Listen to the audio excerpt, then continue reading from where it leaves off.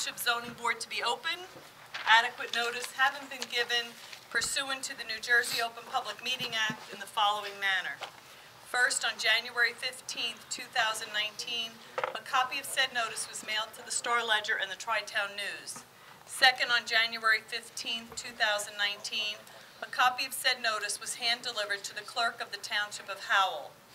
Third, on January 15th, 2019, said notice was posted in the office of the Zoning Board and on the bulletin board in the Howell Township Municipal Building, 4567 Route 9, Howell Township, New Jersey. In accordance with the Fire Prevention Code and your safety, please be advised that this facility is designed with 2 emergency exits, which are on your right at the front and rear of the meeting room.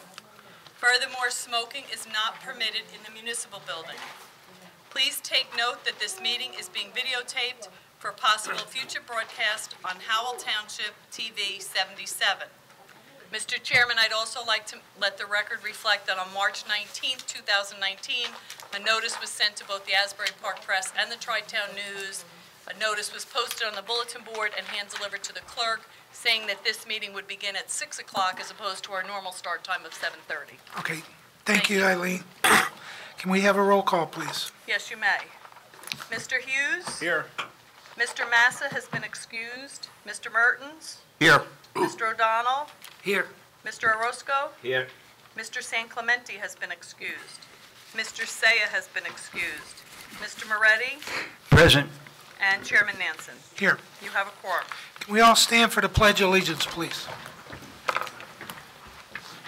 I pledge allegiance to the flag of the United States of America, and to the republic for which it stands, one nation, under God, indivisible, with liberty and justice for all. Mr. Tropoli, mind swearing in the professionals, please?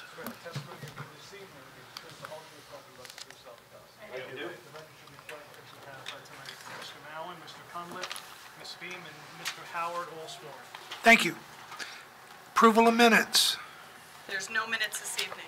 Vouchers. There's no vouchers this evening. Correspondence. No correspondence. Resolutions. No resolutions. Okay. Application before the board, case number BA 1806, L&L Paving Company, Inc. Use variance preliminary and final major site plan. I am not going to read the description. Everybody knows it by heart, and it would take half the meeting to read it. So we'll move forward.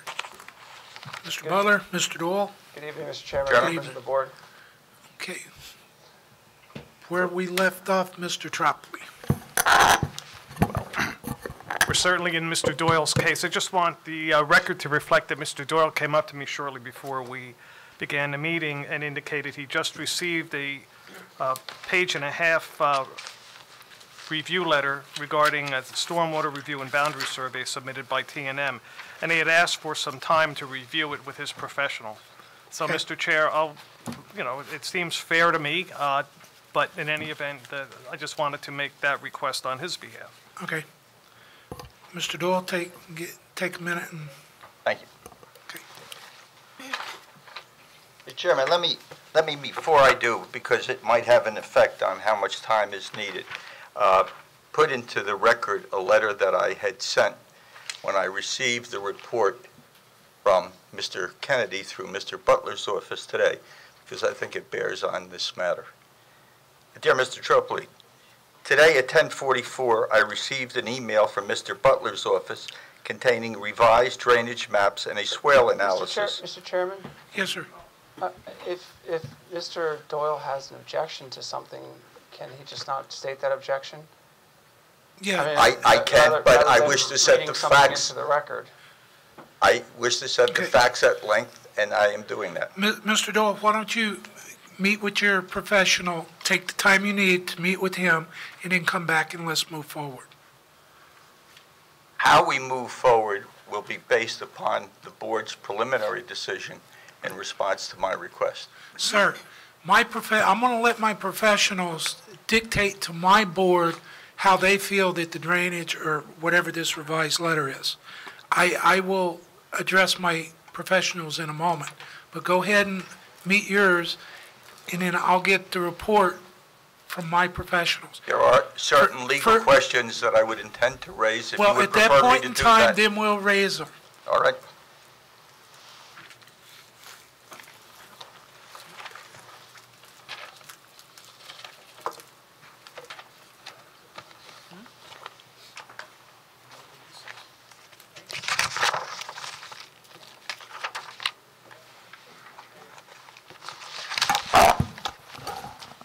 Mr. Chair, what I suggest we do is take a 10-minute recess, and Okay. then we'll reconvene at that point in time. Okay. And we'll have arguments of counsel, and I'll ask the chair for a ruling, and we'll take it from there. Okay. Board will recess for 10 minutes. And the time at the moment is 7:15. I mean, Thank you, sir. 6:15, sorry. All right. I'm 6, an hour off, I'm Yeah. I'm not used to the sunlight being out when we're you're here. not on daylight savings? Yeah. The zoning board will now reconvene. Didn't I just give you one? Right there.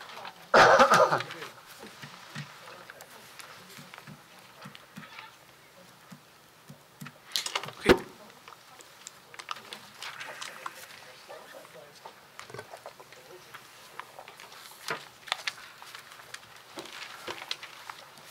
Mr. Chairman, Yes, sir. today at 10:44, I received an email from Mr. Butler's office containing revised drainage maps and a swale analysis. This followed a very rough concept plan was not shared with me or the public until last week. Both of these submissions are outgrowths of Mr. Kennedy's testimony on August 27, 2018, when he said, quote, "I met with Mr. Mallon and I talked to him on the phone a number of times, and I told him that we were going to continue to work with his office to work through tweaking the stormwater, because he had a concern that we were directing water from the driveways out into Yellowbrook. We are going to work with him in tweaking our stormwater system to mitigate runoff from Yellowbrook Road," page 69. He also said, "We are not proposing a detention basin," page 73. The newest proposal that was submitted this morning now includes such a detention facility.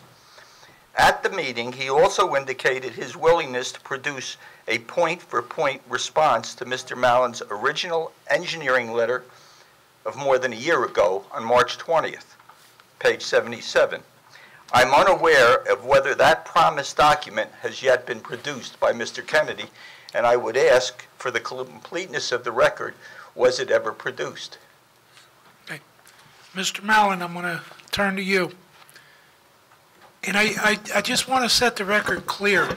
Most drainage, the 19 years I've sat on this board has never got into the drainage. It's always been a professional decision, and it's always been condition of the approvals that the drainage works. If our professionals tell us that they've reviewed it and the drainage works, that's what we base it on. Out of 19 years, we have never had a complaint that a drainage system never worked. Mr. Chairman, 19 years. And so I just want you to understand. I understand that. We don't really get involved with that. I don't have And any... Mr. Chairman, I think you had indicated you wanted Mr. Mallon to... Yes, Mr. Mallon? Yes, Mr. Chairman. First of all, at the last meeting, we talked about certain things that had to be submitted.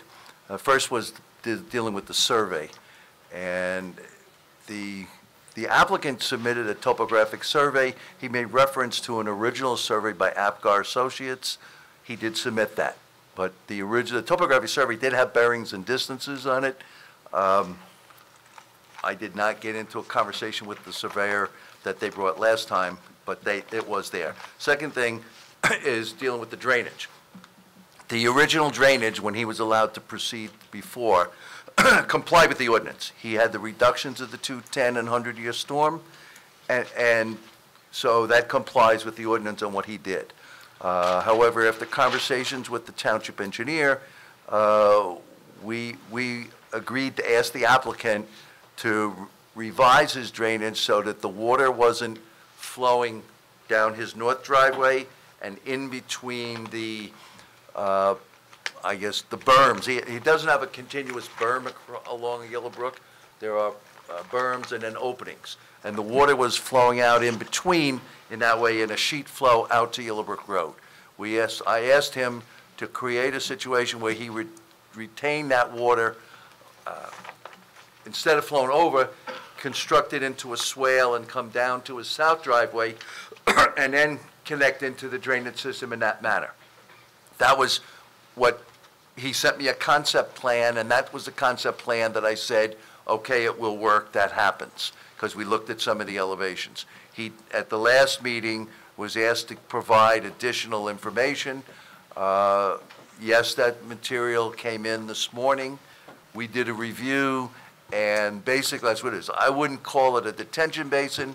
It works on a 10-year storm, which is basically predominantly the small storms that we get, to divert the flow so it doesn't flow out into Yellowbrook Road. It comes through his property and then goes into a pipe underneath his south driveway and then into the drainage system that continues on down.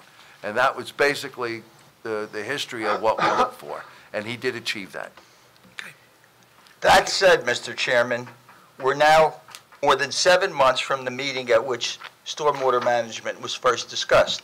I don't know of anything new in the circumstances, the facts, that prevented this board, the public, and the objector from having the information nearly 7 months ago when it was first raised appropriately by Mr. Mallon, and we get it on the morning of this meeting. These are significant changes. I've discussed them with our engineer, and if we have to proceed, we will, but under protest and objection to the procedure. Mr. Mallon. Yes. The lateness of these documents... Excuse Yes, sir. me. Mr. Mallon, Yes.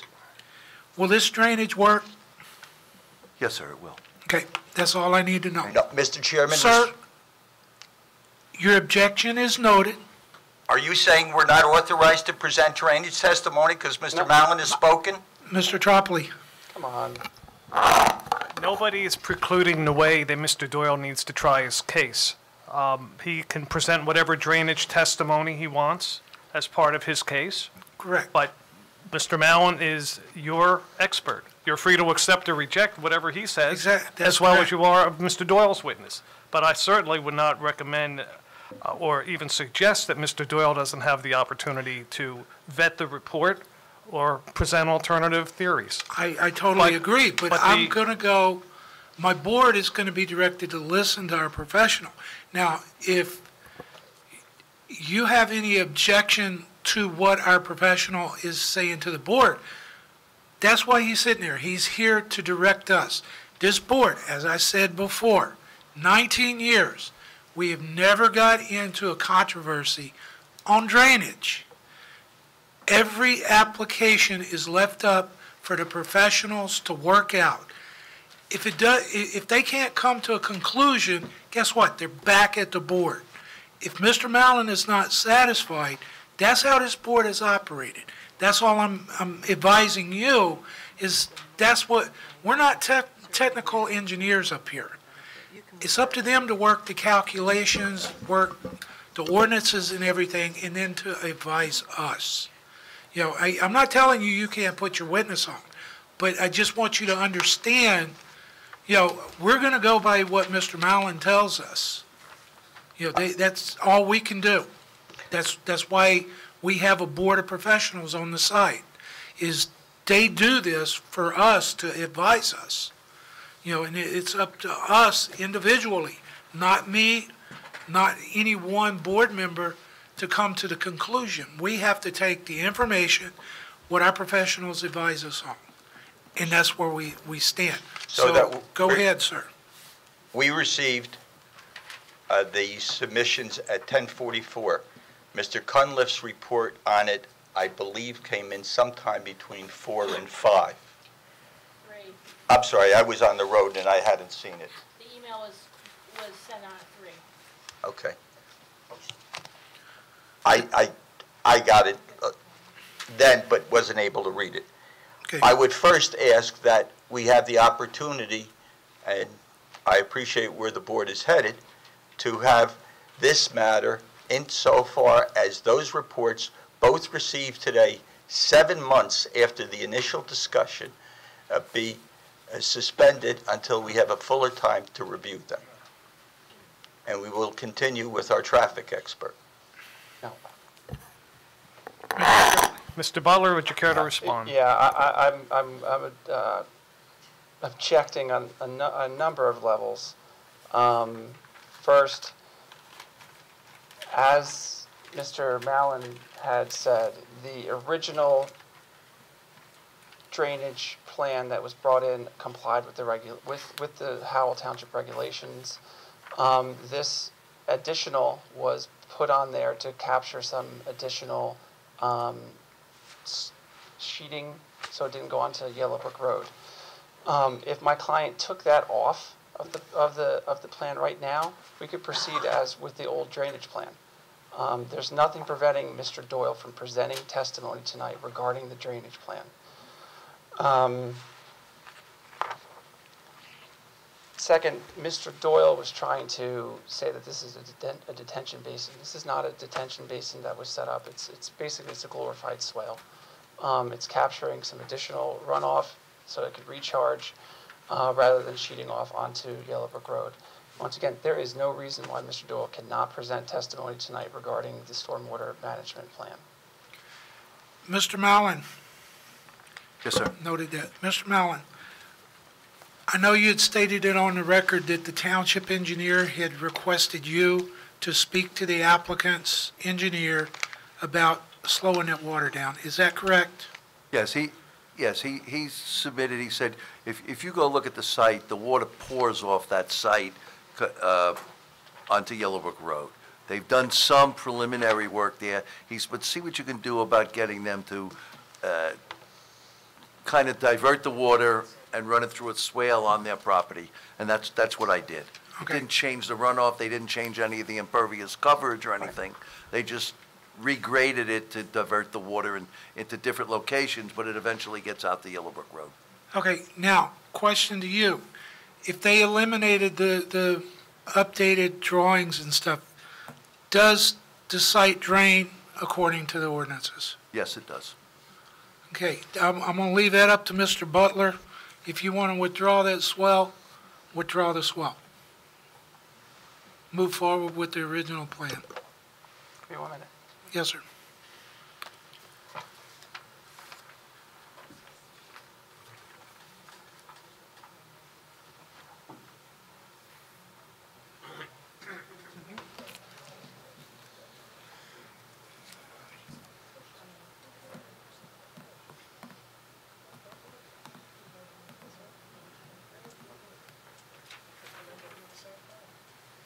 And Mr. Mallon, the original plan did comply with the ordinance provisions? Yes, it did the proper reductions. For the overall site, the only place it did not was at the railroad. There was no complaints of any flooding or any problems at the railroad, and there's no change in diversion or anything that runs towards the railroad. That area is still the wooded area that flows back that way and hasn't changed. Okay. I think at this time, what the applicant will do is we'll take that off the table. We won't make the changes to the front. It complies with the ordinance provisions, and that therefore, you know, we're removing any of the issues that Mr. Doyle had with the changes. If we address it at some point in the future, it's addressed at some point in the future, but right now, we're going to go forward with the application that we have. Might I have a minute with my engineer? Mr. Mallon, do you have objection to that? No, do not. Mr. Tropoli? If he takes it off the table, I don't see why Mr. Doyle just can't proceed. Okay. I'm not trying to preclude him from having a further discussion, but if his issue was this report and the subsequent page-and-a-half review letter, it's no longer an issue. Okay. So, you know, he's free to comment on Mr. Mallon's testimony, which has been in the record for 7 months regarding drainage. I believe that, Mr. Doyle, respectfully, I really don't see any further need to put anything else on the record, as those exhibits were withdrawn. I think the applicant In my was trying to do what the township engineer had requested, but, you know, they met according to Mr. Mallon, they met the ordinances of Howell Township prior to. Right. And that was additional things that the township had requested But if they met the ordinance, then I see no reason to hold it up because of that, Right. the letter today. Might I ask whether the request that came in from the township engineer was in documentary form? That is, was a letter, a correspondence, an email? No, it was verbal. Okay. Okay. Mr. Doyle?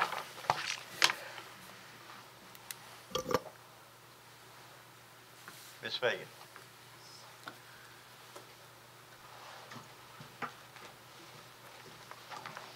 Yeah. You want to swear her in, please?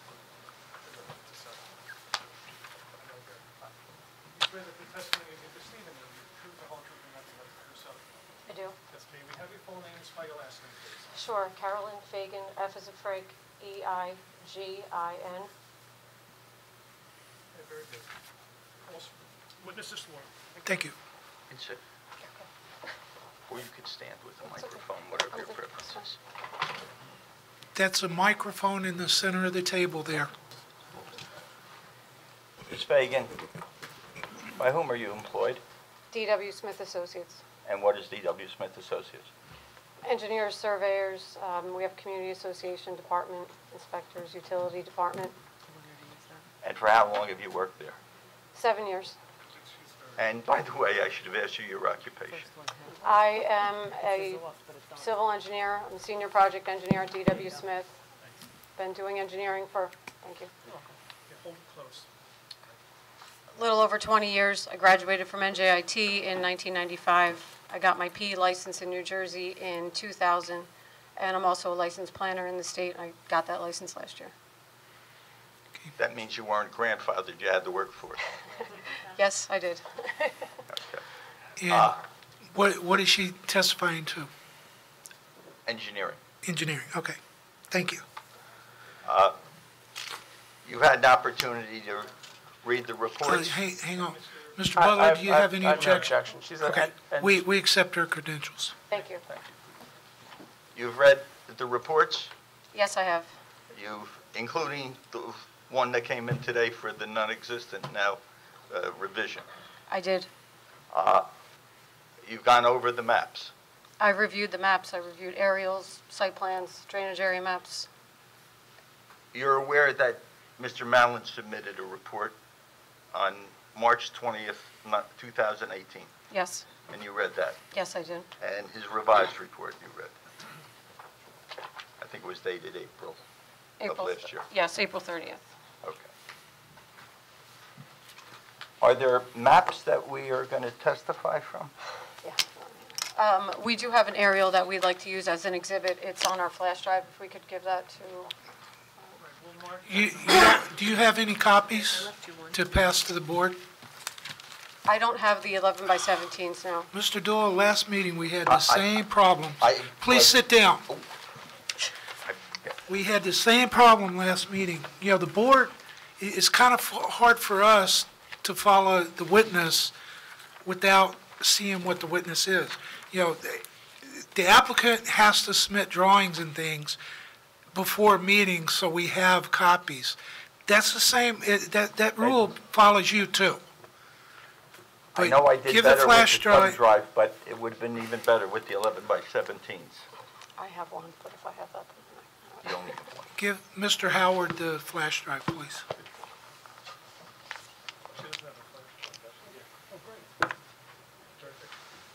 If that's an extra copy, though, we do need one marked. Is that what's going on?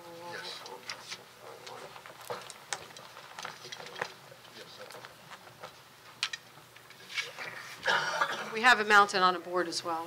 Let's put it on the flash drive, Mr. Chair. Yes, We'll mark that as 011. 011. Could you tell us what it Yes, is? the description on the record? Sure, it's an aerial exhibit dated 2014. Actually, I'm sorry, this one is dated September 2013. It's from Google Earth. September 2013, and it's an aerial of the L&L paving site.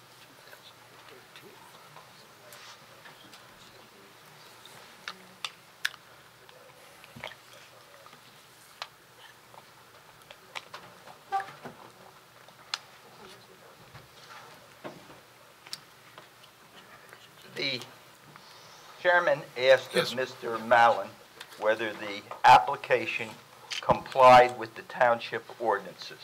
You heard the question? Yes, I did. You heard Mr. Mallon's answer in the affirmative? Yes. Does it?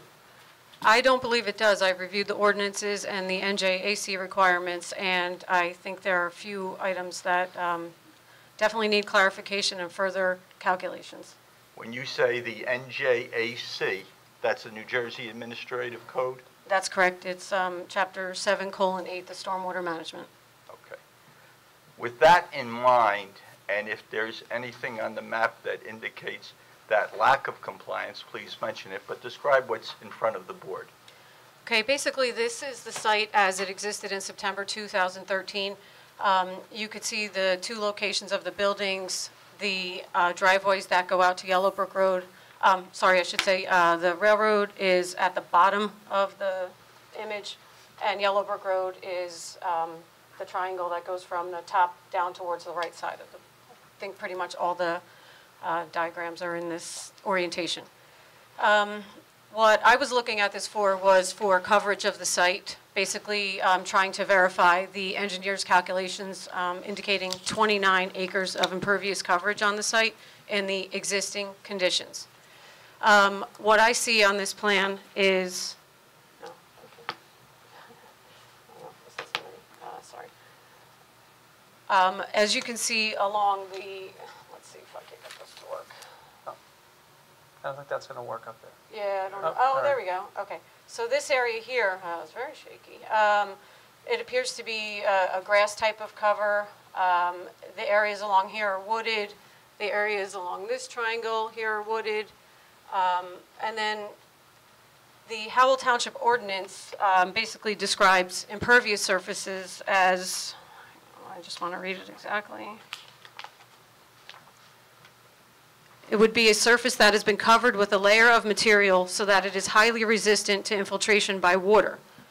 As I look along the back here, there's no cover. It just appears to be sandy type cover. So therefore, by the ordinance definition, these areas cannot be considered impervious coverage. So I beg to differ with the 29 acres of impervious coverage, and actually am coming out with somewhere on the order of 11 to 12 acres of impervious coverage. Basically, to extend that a little bit further, Mr. Kennedy's report indicates that he has a reduction in impervious coverage, which is why he's simplifying his calculations. However, he does have more than 11 or 12 acres of impervious coverage in the proposed conditions. Therefore, this wouldn't be a reduction, it would actually be an increase. I'll continue along if you have a minute to absorb that. So there's going to be, by reason of this application, in your expert judgment, more impervious, not less? Well, there's a possibility that there's more. I'm using an aerial at this scale, based upon, we did have this in our office. We put it into the computer, used the meets and bounds that were provided on the survey, and believe we have the map to a pretty good scale. And even with that, I'd allow for a little bit of error, but I do believe that there's a very good chance there's not only even, but possibly an increase by a few acres. Is there more that the applicant could have or should have submitted to make the amount of acreage pervious and impervious clear? Well, we did just receive the ALTA survey. If the ALTA survey has been entered into evidence, you can see that the only areas that are delineated as impervious are right here at the driveway in the building, and then same over here, driveway, a few bays of paving like slots, and then this building. I did not have a chance to check that one for what that impervious coverage would come out to, but it's nowhere near 29 acres. Possibly a plan now on his existing conditions map delineating where the impervious surfaces are versus the open space and the wooded designations would be helpful in order for us to be able to compare the apples to apples. So if that showed that there was less impervious surface than he has suggested, what would that mean to the conclusions that have been drawn? Well, there's a couple points to that. One, as the site has more than 1 acre of disturbance, it's considered major development. your ordinance requires a site to meet NJAC 7:8, which are the stormwater management requirements if you're major development. There's 4 components to meeting a plan. One is the reduction in flow, which, if the argument is right that there is more impervious than there is most likely a reduction in flow. However, we're questioning the areas. There's 3 other components. One is soil erosion and sediment control, and that would mainly be reviewed by the Freehold Soil Conservation District. However, some stability calculations for the swale and the runoff should be provided. Now, the next 2 components are runoff water quantity, runoff water quality, and groundwater recharge. There's no water quality provided on the site. It's not, the only mention of it in the report is to say that because there's a reduction in impervious coverage, that water quality is not required, and that's not correct. If you're a major development, water quality is required. And that last component that I mentioned is groundwater recharge. There's a requirement to maintain a certain amount of runoff on every site so that it's not just running off and leaving the immediate area so that the groundwater is replenished. In the back of Mr. Kennedy's report, he does the groundwater recharge spreadsheet, which is an acceptable method to do it, which indicates that all the groundwater is recharged on the site because of his reduction in impervious coverage. However, this is an industrial facility, and per NJAC, hang on a second, I have the NJAC 7:8-5.4A232, you're not allowed to recharge this type of runoff from an industrial facility. So if it is being recharged, it would need to be treated first, water quality would need to be provided, and then the groundwater recharge could occur on site. So there's a lot of problems with the site. Now, we have some other issues. Let me just stop you there. You mentioned 4 elements with respect to the impervious. Let's go back over them one by one. Sure. With a little detail. The first was? I may have said them out of order, but I'll say the first is water quality. Well, I'll go in this order. Okay, runoff water quantity, which NJAC is looking to see that you're not going to release more off-site after development than what is there now. You're required to implement some type of method to hold some runoff back on the site. For the 2-year storm, you are allowed to release 50% of what is there now, or in the last 5 years. For the 10-year storm, you're allowed to release 75% of what's happening on the site. And for the 100-year storm, you're allowed to release 80% of what is occurring on pre-existing conditions. I should just point out, existing conditions are allowed to go for the last 5 years on the site. If you completely pave the site tomorrow, that doesn't now count as your existing conditions. You look back on 5 years of mapping, of 5 years of cover, and you're allowed to use the one that would produce the lowest runoff. So that's why we're dating this back through 2013 and 2014. So that's one component. As the plan is presently conceived, does it stop positive discharge, that is flow off-site?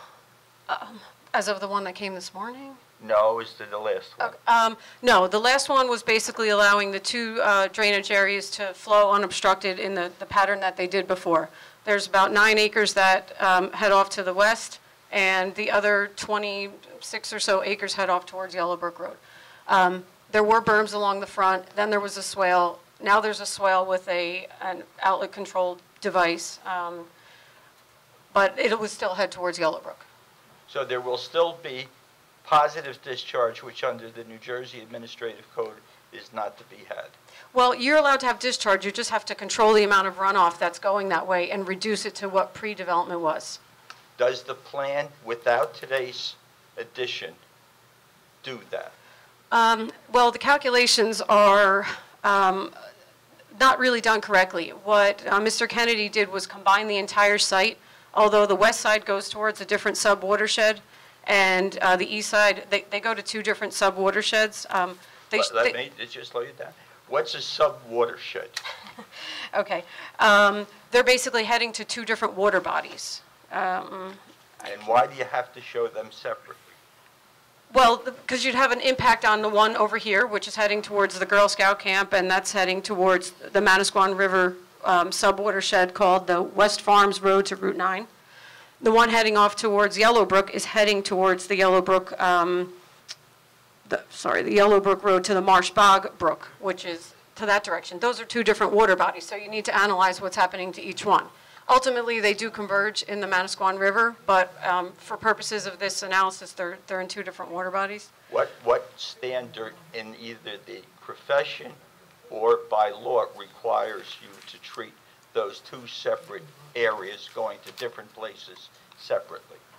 I'm not sure if there's a standard, but I think it's at the very least common practice, maybe it is a standard, that you're going to analyze, you do the point of analysis to the area you're affecting. You don't want to take runoff from one area and put it into another area that was never experiencing that runoff before. It would change the downstream impact. Most of this area drains towards Yellowbrook. That's right. And the balance drains towards the railroad culvert that was mentioned? Yes, it's called the railroad culvert. We haven't found the railroad culvert, but it's called the railroad culvert. What is a culvert? It basically should either be a pipe or a box structure or some way that would allow water to pass underneath the railroad, because the railroad is raised at the back of the site. Where would that be on this drawing? I believe it should be down to the bottom left. Well, that's the railroad, like I said, going along the Correct. bottom. So I think the triangle, if you could envision, oh, here, hang on. I think it should I be know. out here somewhere. Okay. Is the Yellowbrook back there? It's actually off the map, so you don't see it in this. But this goes to the Yellowbrook, Yes, correct? that heads to the Okay, now Yellowbrook. what portion of this in 2013 went to there? About the same as what is going to be going there in the post-development conditions, which is around, it was 8.5 and 9 acres. The ridge line is, right around here, and that's pretty much the same between existing and proposed conditions. Just really approximate right there. So this area back here heads that way, and the rest of all this goes that way. Okay, now, the big patch of green up there, Yes. I know the area, but are you aware of the elevations in there? We only have the topography that was submitted on the applicant's plans. I haven't been on the site. Okay. So I'm sorry, Mr. Chairman, if you were going to continue with that. And then what the material is, in 2013, what that material composed of? Well, to me, it looks like grass, some type Okay. of vegetative cover. What's underneath it is probably some type of sandy cover. Okay. It doesn't look to be impervious at all. It doesn't seem to have a cover that is placed on it, as the ordinance indicates. Have you reviewed any of the testimony? Yes, I reviewed the testimony pertaining to stormwater. No, but just out of the site.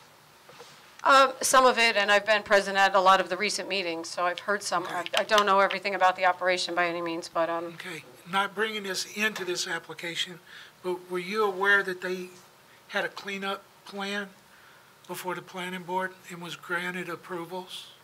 actually, what I did see were some aerials where this entire area was all cleared out, all the materials were removed, and I witnessed that in a 2018 aerial. So Okay. although I didn't really know about the cleanup plan, I can see the after effects of that. Okay. Does the cleanup plan, as mentioned by the chairman, that L&L undertook, change any of the testimony you've given so far? No, it doesn't change anything because the cover's still the same, and as I said, NJAC allows you to go back to the cover that would permit the lowest runoff over the last 5 years or before then. So even if the whole thing was paved now, it wouldn't matter.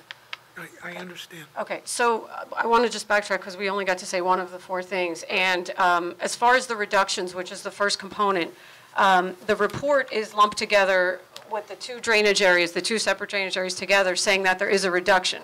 However, if you pull them apart and look at them isolated, the one to Yellowbrook appears to have a reduction solely because of the difference in impervious cover from existing conditions to proposed.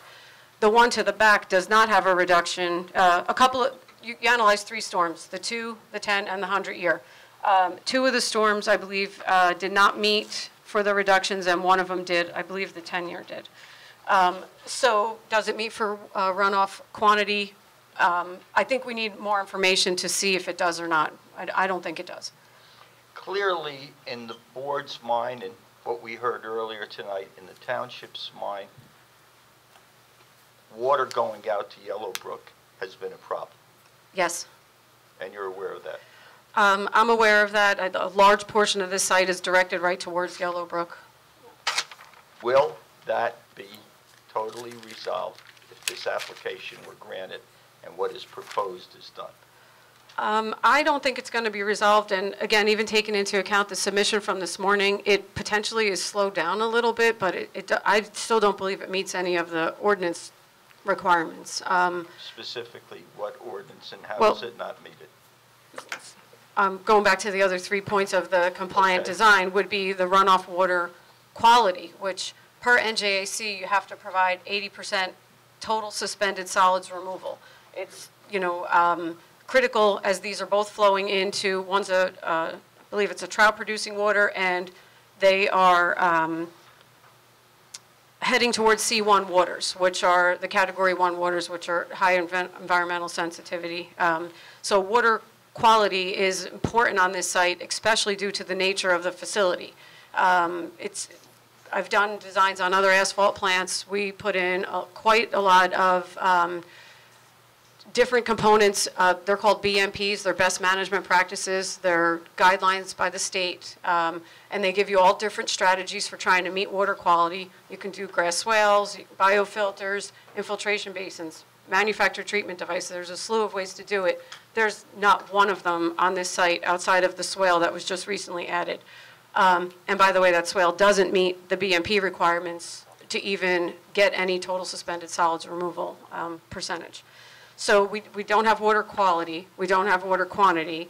The third thing is groundwater recharge, and that's where I said he does indicate that it complies solely based upon the reduction in impervious coverage, if you were to assume this was all impervious.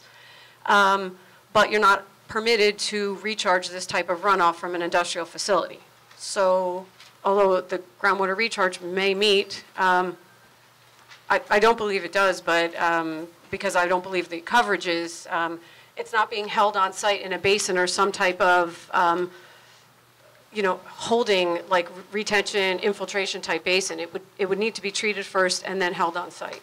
And then the last component, like I said, is soil erosion. You have to ensure that you're not having any erosion or stability issues on site, and that would be partially, it's really under the Freehold Soil Conservation District to be reviewing for that. However, the swale and the new spillway that arrived this morning would need to be analyzed to show that they're not going to erode what's the high velocity of the runoff that's coming towards them. There's a good amount of, even in the submission from this morning, 4.5 acres in the corner up there, which is heading towards this swale, is going to have some good runoff coming there. I take issue with the way he did the calculations. There's numerous discrepancies with how NJAC requires those to be done, combined impervious and pervious subcatchments. Stop on that one. What do you find to disagree with it? Well, it disagrees with NJAC. You have to separate out your impervious areas from your pervious areas. As runoff hits a drop of rain hits pavement, it's going to get to the downstream end of that pavement a lot faster than if it hits grass or if it hits woods. So when you combine the two, it provides you with a false time of concentration. And we use a number called CN. It's a coverage coefficient, and it's based upon soil type and soil cover. The higher the CN, the more runoff. When you do a weighted CN, it basically shows you a false number for runoff, indicating that there would be less runoff on the surface. So he combined the CNs, which isn't correct, and that's an NJAC. It clearly spells out that that's not supposed to be done. And that would affect the time of concentration. So besides all the fact that I don't think it meets, the numbers aren't really right in there anyway. So What do you mean the numbers aren't right? as far as combining the CNs and making it a weighted CN, each different area, if it's the grass area, it needs to have its own time of concentration. What happens when a drop of grass hits the high point there and travels towards Yellowbrook? What happens when a drop of rain hits the pavement and goes towards Yellowbrook? What happens when it's in the woods? They're all supposed to be done separately. So at least the pervious has to be separated from the impervious. And Mr. Kennedy didn't do that. No, it's just all lumped together into one. Like the whole thing is one area towards Yellowbrook and the other area towards the back end, the railroad culvert, and then the two are combined for one summation for the entire site. Did Mr. Mallon in his report back in March call him on that? Yeah, there's quite a few things that Mr. Mallon called on as far. Well, let me get to those separately. Okay. Yep. Let me ask you, just as a layperson, we talk about impervious and pervious, almost like, you know where the boundary line is between two towns and you see a sign entering the new town. Why isn't it that clear with pervious and impervious? Well, actually, it is that clear. Pavement, concrete, DEP will even allow compacted gravel and those types of things that are really going to resist infiltration. They're not going to allow runoff to go through their surface. That's considered impervious. In some towns, decks are considered impervious. In some towns, they're not because, you know, their engineer believes water can get through the slats between the, you know, between the boards. In some towns, they'll give you a 50% credit for pavers because they have openings between the pavers. But it should be spelled out in the ordinance of what is considered impervious and what's not. Every time I'm doing a plan, we check the ordinance. What are they calling for? What they call for is how you design it.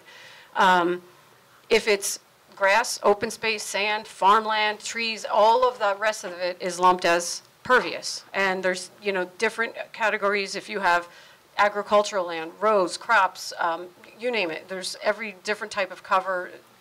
There's a list that's really long and extensive to be able to identify your site.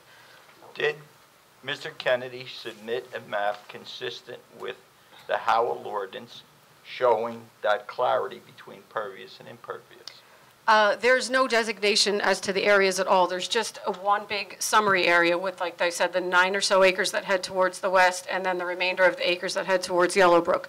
And there's a box that says, you know, woods, grass, impervious, but they're not identified in the plan view. So if he got that wrong and wasn't called on it, then all of these other 4 items, water quality, water quantity, recharge, and erosion control are all off or wrong. I feel like all the calculations that follow after the cover is incorrect are now invalid because they weren't routed correctly, they weren't identified correctly, and they weren't routed correctly.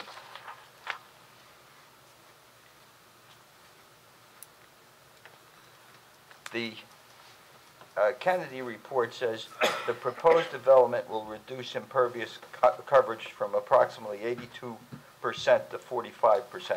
That's the heart of this disagreement, right? That's the beginning and that's the heart of it, yes. That's everything after that is questionable. When you make reference to NJAC, such as in the groundwater recharge, that supersedes any municipal ordinance, doesn't it? Well, the municipal ordinance has actually adopted NJAC as well. Most municipal ordinances, I think the entire state had to. Back in 2004, when the stormwater regulations were updated, pretty much every single municipality had to go through and update their ordinance to meet the state's requirements. You can't have less than that. You can add things to it, but you can't have less than what the state is requiring. And that's not a question of this board approving something that doesn't comply with state standards. They can't, can they? Well, their own ordinance adopted it, so it would be not only the state, but their ordinance too. So. And merely because Mr. Mallon tells the board it's okay, doesn't make it okay. I mean, unless they're asking for some type of waivers from meeting things, which I don't believe are here, they're saying they meet, and I don't believe they do.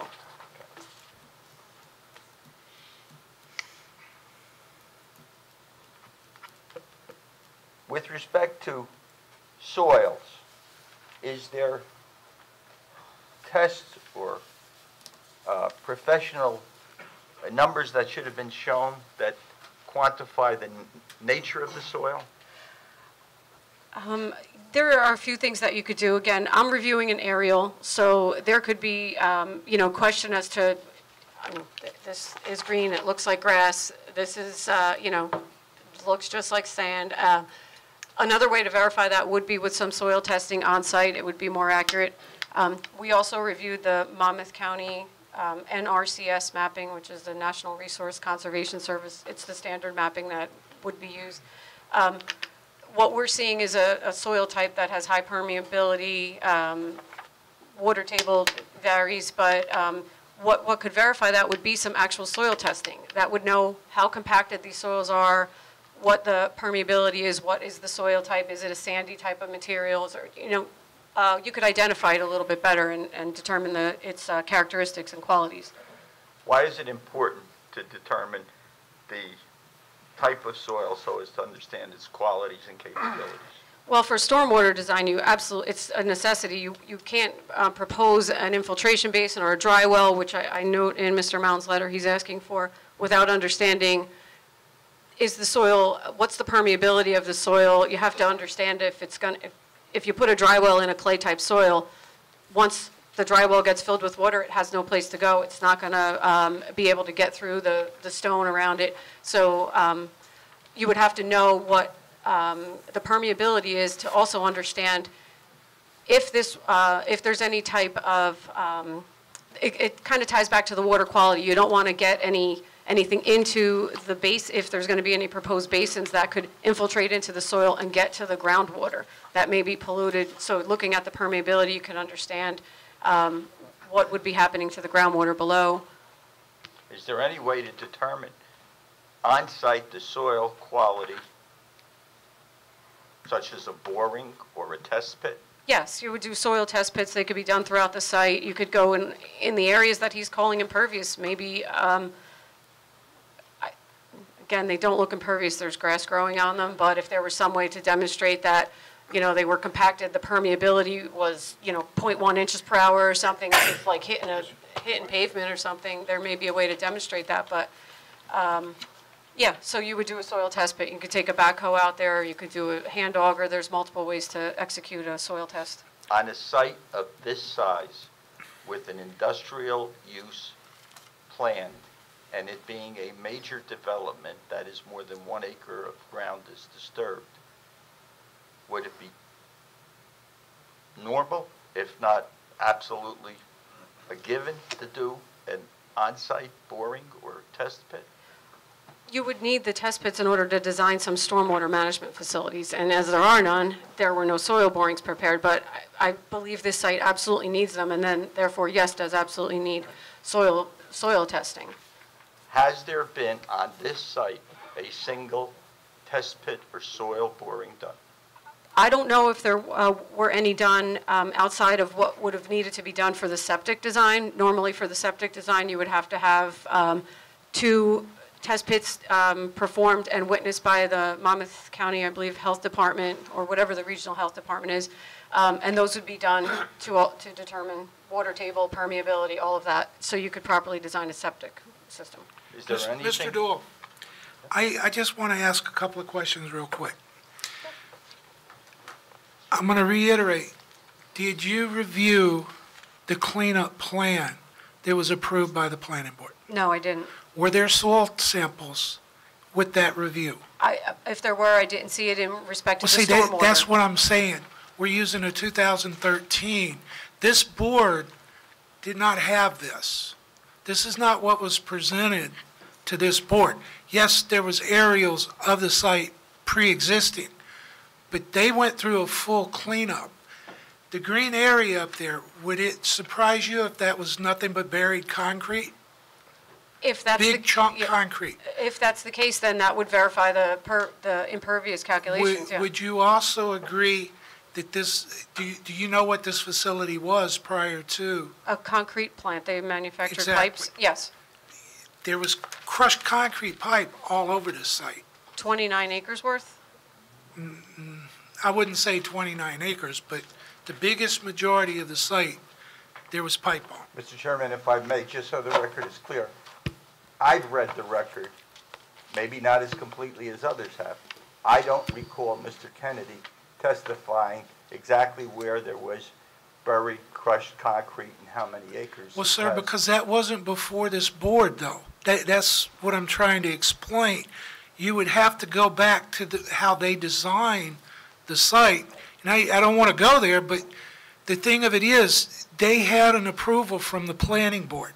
you would need to start at that aspect based on what you're discussing now, because that is how they they designed the site. We would not let the two commingle with this application because that was totally separate, wasn't part of this application. But if they design the site based on the approvals of cleanup, then, that's probably where those answers are going to lie. But when we got the application, it was clearly stated that that was a separate, totally separate thing than this application going forward. And we did not allow, testimony to Ingerman, do that. I'm just saying that if you're saying that this is not impervious cover, but they did a major cleanup of a lot of concrete on this site, screening and hauling, and, so, I'm just asking, does that affect the impervious or non-impervious coverage? Yes, that could definitely affect the impervious. I'll grant you that for sure. If there's, if it's not going to allow water to permeate through and get to the groundwater, it would be considered impervious. But based upon what we're seeing, and you are allowed to go back 5 years, this is the cover I'm seeing. However, that doesn't preclude them from meeting water quality and groundwater recharge. I'm not stating that. I'm just saying, because some of the testimony is pushing this into a major development, that there wasn't impervious coverage on the site, the amount that they're saying. Well, they had already done the cleanup prior to coming to this board, and is still in process on some of it, I believe. But what I'm saying, their design was based on what they cleaned up.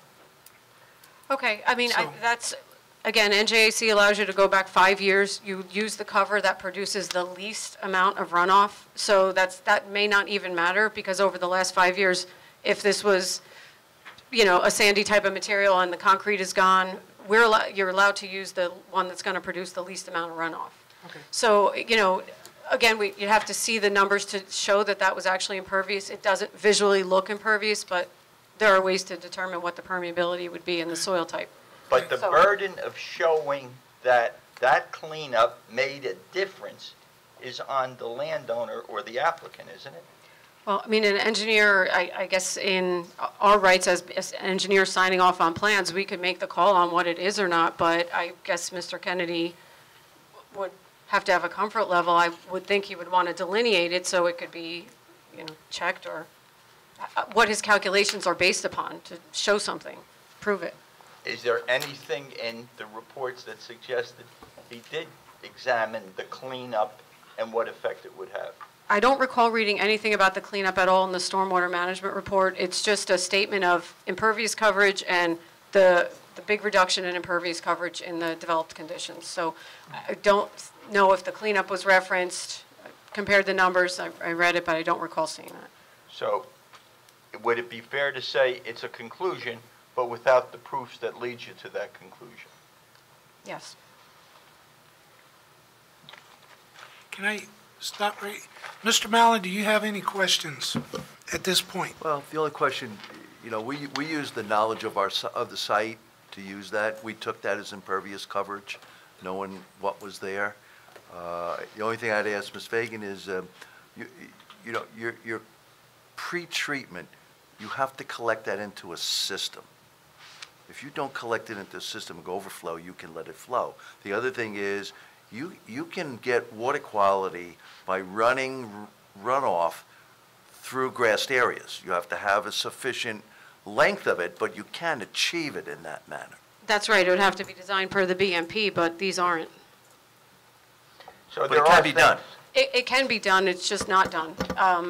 And grass doesn't give you 80% TSS removal. A grass swale can only give you up to 50% TSS removal. It can be used in conjunction with other BMPs, which I mentioned, the best management practices, and you can use them in series, and there's a formula used to figure out what your total suspended solids removed from the site is. But it would need to be captured, held, like I said, it could be biofilters, vegetated swales. There's a assortment of dry wells. Well, dry wells aren't, they could be used for groundwater recharge, not water quality. But there's a slew of different ways that the BMP points out. But there's very specific parameters for designing them. You have to have 2-foot separation to the water table for certain ones. You have to demonstrate your permeability. Length, width, the grass height in a swale is even controlled, 3 to 6 inches. Like it's very specific. So there's a maximum width of 10 feet, and these swales, the plan that came today wasn't to scale, but these swales are a lot larger than 10 feet wide. They wouldn't comply. Mr. Chairman, I have one more. Ms. Vega, are you aware of the recharge pipe that the applicant put in at the request of the planning board that ran probably from his office northerly? I think there's 350, 400 foot of recharge pipe. Are you familiar with that that's been already installed? No, I didn't know about that. I don't believe it's mentioned in his report. I don't see it on the plans, and if that's in, I would guess there would be permeability tests for that as well. Well, I can't answer the Or- question because the planning board requested it to be put in. I know it's functioning. I will tell you this, if you look at the soil maps, you would never believe that that's functioning because the soil maps that are mapped show it as soils that wouldn't condone that, but it's been there, and it's been there for probably 3 years. And it has a very high water table in that area? Yeah, I know the area you're talking about. Okay. Yep. And if that's the case, if the dry well's sitting in the area that has a very high water table, they're probably not functioning properly either. Well, there haven't been any complaints, so I can't Right, but- explain that. I yeah. just tell you Yeah. that I know what's on the site. And have you visited the site? No, I haven't. Okay. I mean, I used to work at D.W. Smith office, was right down the street, and I passed it often and only looked from the road, but no, I haven't been to the site. Okay. We'd welcome the opportunity to have her, if the applicant would allow for an inspection so that the facts about the soil and the impervious, pervious, and the other issues that have been raised here can be clarified for the board and for Mr. Mallon. No. I didn't expect it, Okay. but I thought I'd ask. Thank you, anyway. That was an April Fool's joke, right, Mr. Mallon? I had to get one in before the day was over. So, Mr. Mallon is right that there are things that could be done Yes, for water quality and for... all of the components, that there's something that could be done for all of them, something that should be done especially for water quality. But none of them are part of the present plan. Nothing is compliant in the present plan that I can see that would provide water quality, groundwater recharge, or possibly there is runoff reduction if you, if the coverages are as stated in the report. Didn't you just state that, you know, with this site, you couldn't do groundwater You're not infiltration? allowed to recharge this groundwater unless it's treated first. So you could do some type of manufactured treatment device to clean it before you infiltrate it into the ground. That's what I've done at other asphalt plants. Mr. Mallon? If you remember during testimony and presentation, the applicant agreed to curb certain areas, the paved areas, the truck storage areas and those, and he would put BMP functioning project. You're correct, it's not on the plan, but that was asked during the testimony and accepted that he would put that in. There's a number of BMPs. Would not the board want to know exactly which ones were going to be put, where they were going to be put, with what acceptability and results? I mean, do you just say, yes, put in BMPs? I mean, I think they should be checked for the fact that they work, just their size. They have to be sized properly. They have to be sized for the amount of runoff that's going towards them. As I stated earlier, Mr. Doyle, we rely on our engineers and our professionals to do that. They agreed, the applicant agreed to put them in, and whatever our professionals stated or would state as a condition of approval, they would have to meet that. I appreciate that, Mr. Chairman. I think, and I understand that there's conditions and there's compliance, but I think to some degree that's putting the cart before the horse, and ultimately, Mr. Mallon doesn't make the decision, you do. I understand, but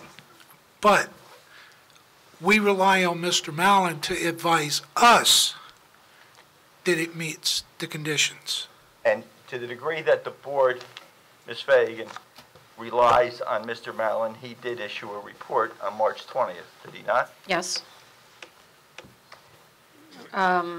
Starting at number 21 is basically where the drainage comments begin.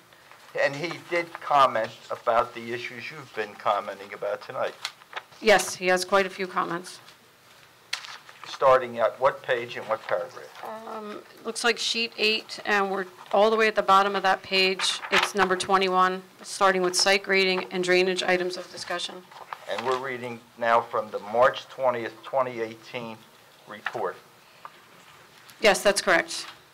With respect to number 21, Yep. I don't know that the yeah. board has it in front of it, so it's clear. No, we Please, do not. if you would read it. And then- Sure, okay, it's lengthy, I'll read it, okay. The applicant should provide testimony regarding the proposed site grading in relation to the existing site topography. Are drainage patterns being altered? There are areas where the existing slopes are being changed from 0 to 1% to 3 to 4%. What impact will this have on time of concentration for areas downstream of the site? The existing area is relatively flat. A major portion of the site proposes to direct water to Yellowbrook Road. The plans do not indicate any storage or water quality prior to stormwater leaving the property. The soils along the property frontage between the northern access drive and the Cranberry Road access drive are poorly drained. Have any borings been taken? Let me stop you. The engineer asked a number of questions. To your reading of the record and the testimony, has the applicant up to this point answered those questions? The one item that they did do was provide some type of storage to basically slow down the runoff from entering Yellowbrook, which is the plan that came this morning. It looks like, I mean, if that's out, then I won't even That's speak on it. totally Okay. So I they've mean, done nothing? at this point, if we go back around to before this morning, a swale would collect the water and it would just get into a pipe and inlet system and out to Yellowbrook. The pipe and inlet system would probably slow it down a little bit because the pipe's undersized. Why do you say the pipe is undersized? Well, because there's, I can't read the plan, it's illegible, but the one going across Yellowbrook is a 15-inch pipe. And in Mr. Kennedy's report, his 10-year runoff volume is bigger than the capacity of that pipe. So, And that's for the drainage area that's going towards Yellowbrook. It was 17.7 CFS for the 10-year storm, and the capacity of that pipe is 10.6 CFS, so quite a bit more flow is going towards the pipe than it can handle. from your understanding, in response to Jack's question, are drainage patterns being altered? Are they? No, they're very similar. Like I said, the ridge line that exists right here, it's just being slightly changed. I would totally think that was a tolerable number, and it's very similar. What's going to the west is basically going to the west, and what's going to Yellowbrook is going to Yellowbrook. Is Jack's question well put? What impact will this have on time of concentration for areas downstream of the site? Yes, the concern is because the area is pretty flat now, and with the proposed topography, the slopes are increasing. So that's going to make the runoff go faster towards its downstream point, which means it will, maybe have the tendency to flood or get there faster and not possibly stay on site and infiltrate through the pervious areas, and it'll probably get to its downstream point quicker. So Jack is right in raising the point. Has the applicant, by his presentation to this point, solved the problem? The only effort was the swale that was put on the northern part of the site, which is going to be the slowing it down a little bit towards the inlet. But that's off the table. Well, with the survey, I guess last week, also came up a plan showing a swale. It originally was supposed to go through the berms out to Yellowbrook. Then last week we got the plan that showed it, or was it the week before? The plan that showed it collecting in a swale in front of the berms. And then today that swale had a small detention factor to it by berming it up with an outlet structure. So there's a couple different scenarios going on. I believe the if we take off today's, there is going to be a swale in front of the berms. Will that reduce the flow onto Yellowbrook Road or merely slow it down? It's not going to reduce the flow because the drainage area is the same, so it's going to be the same amount of runoff that's going there. It may slow it down or just organize it into one channel that's going to get it there in a more organized fashion instead of going through all the berms. Jack says affirmatively, the plans do not indicate any storage or water quality prior to stormwater leaving the property. He's accurate, isn't he? That's correct. And as the plan is today, that's still accurate. That's correct. Should a plan be approved in that condition? I've never had one approved in that condition before. I would say no. He states the soils along the property frontage are poorly drained. Is there anything in the plan before the board now that changes that poor drainage? Nothing that I've seen. They're poorly drained, and the water table is potentially within 12 inches of the surface. So, and that's only from the Monmouth County NRCS, not from any borings that I'm aware of. So nothing that is submitted would change that, no. His last statement in paragraph 21, have any borings been taken? I would take that to mean that would be helpful in determining how best to resolve these problems. That would help, for sure, yes. And evidently no borings have been taken despite his question. Well, again, I don't know what was part of a previous cleanup plan, but nothing with this submission shows any soil borings in relation to stormwater management. In paragraph 22, if you would read that. Sure. In order to achieve the proposed grading, the applicant is proposing 3 to 4 feet of cut and/or fill in many areas. What measures will the contractor be taking to minimize land disturbance and compaction of soils in both the existing and proposed vegetative areas? As to the first statement, would you agree that in order to achieve the proposed grading, there's got to be 3 to 4 feet of cut and or fill in many areas? Yes, the way the plan is graded out, that's exactly what's happening.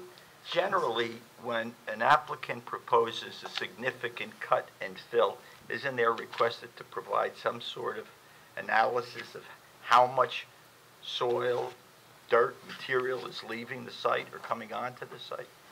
Generally, many of the ordinances require that you either have soil testing done or, you obtain a permit in order to bring any soils on site or remove any soils from the site. If they have a wash and their cut and fill is, their earthwork indicates that there's a balance, I don't know if that would be required in Howell Township. Mr. Mallon, hang on just. Mr. Mallon, wouldn't that been under the cleanup, the cut and fill? Well, a lot of that would have been under the cleanup. The total cleanup plan, I didn't really investigate, so I don't know with the cleanup whether there was proposed grades. I just looked at the plan that was here. Okay. Same. Thank you. Okay. But to the degree that the cleanup was done in 2016 and this report was issued in 2018, did you find any cut and fill analysis done? I only reviewed for stormwater management and grading. I did not see any earthwork. I'm not sure if that would have been part of a different piece of the submission. Were there any other paragraphs in Jack's report you wanted to comment on? I completely agree with number 23. I stated that earlier. I know you don't have the letter in front of you, so basically saying review of the, okay, I'll read the whole thing, so I'm trying to. The applicant should provide testimony regarding the impact that the proposed improvements will have on the existing railroad culvert located at the northwest corner of the site. Review of the stormwater report indicates that the 50, 75, and 80% peak runoff rate reduction for the 210 and 100-year storm has not been achieved for the portion of the site that drains to the culvert, and I made that point earlier. It appears that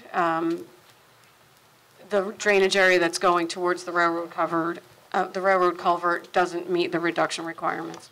And it remains to be seen if what's going out to Yellowbrook does based upon cover. So on his report, Jack identified the fact that there were 2 separate draining areas going to different Yes. endpoints. Yes, Jack's report, or Mr. Mallon's report, aligns with the stormwater report that was prepared, identifying two areas, one being the railroad culvert and the other one being Yellowbrook Road. I'm older and have known Mr. Mallon for 40 years. I can call him Jack, but you should call him Mr.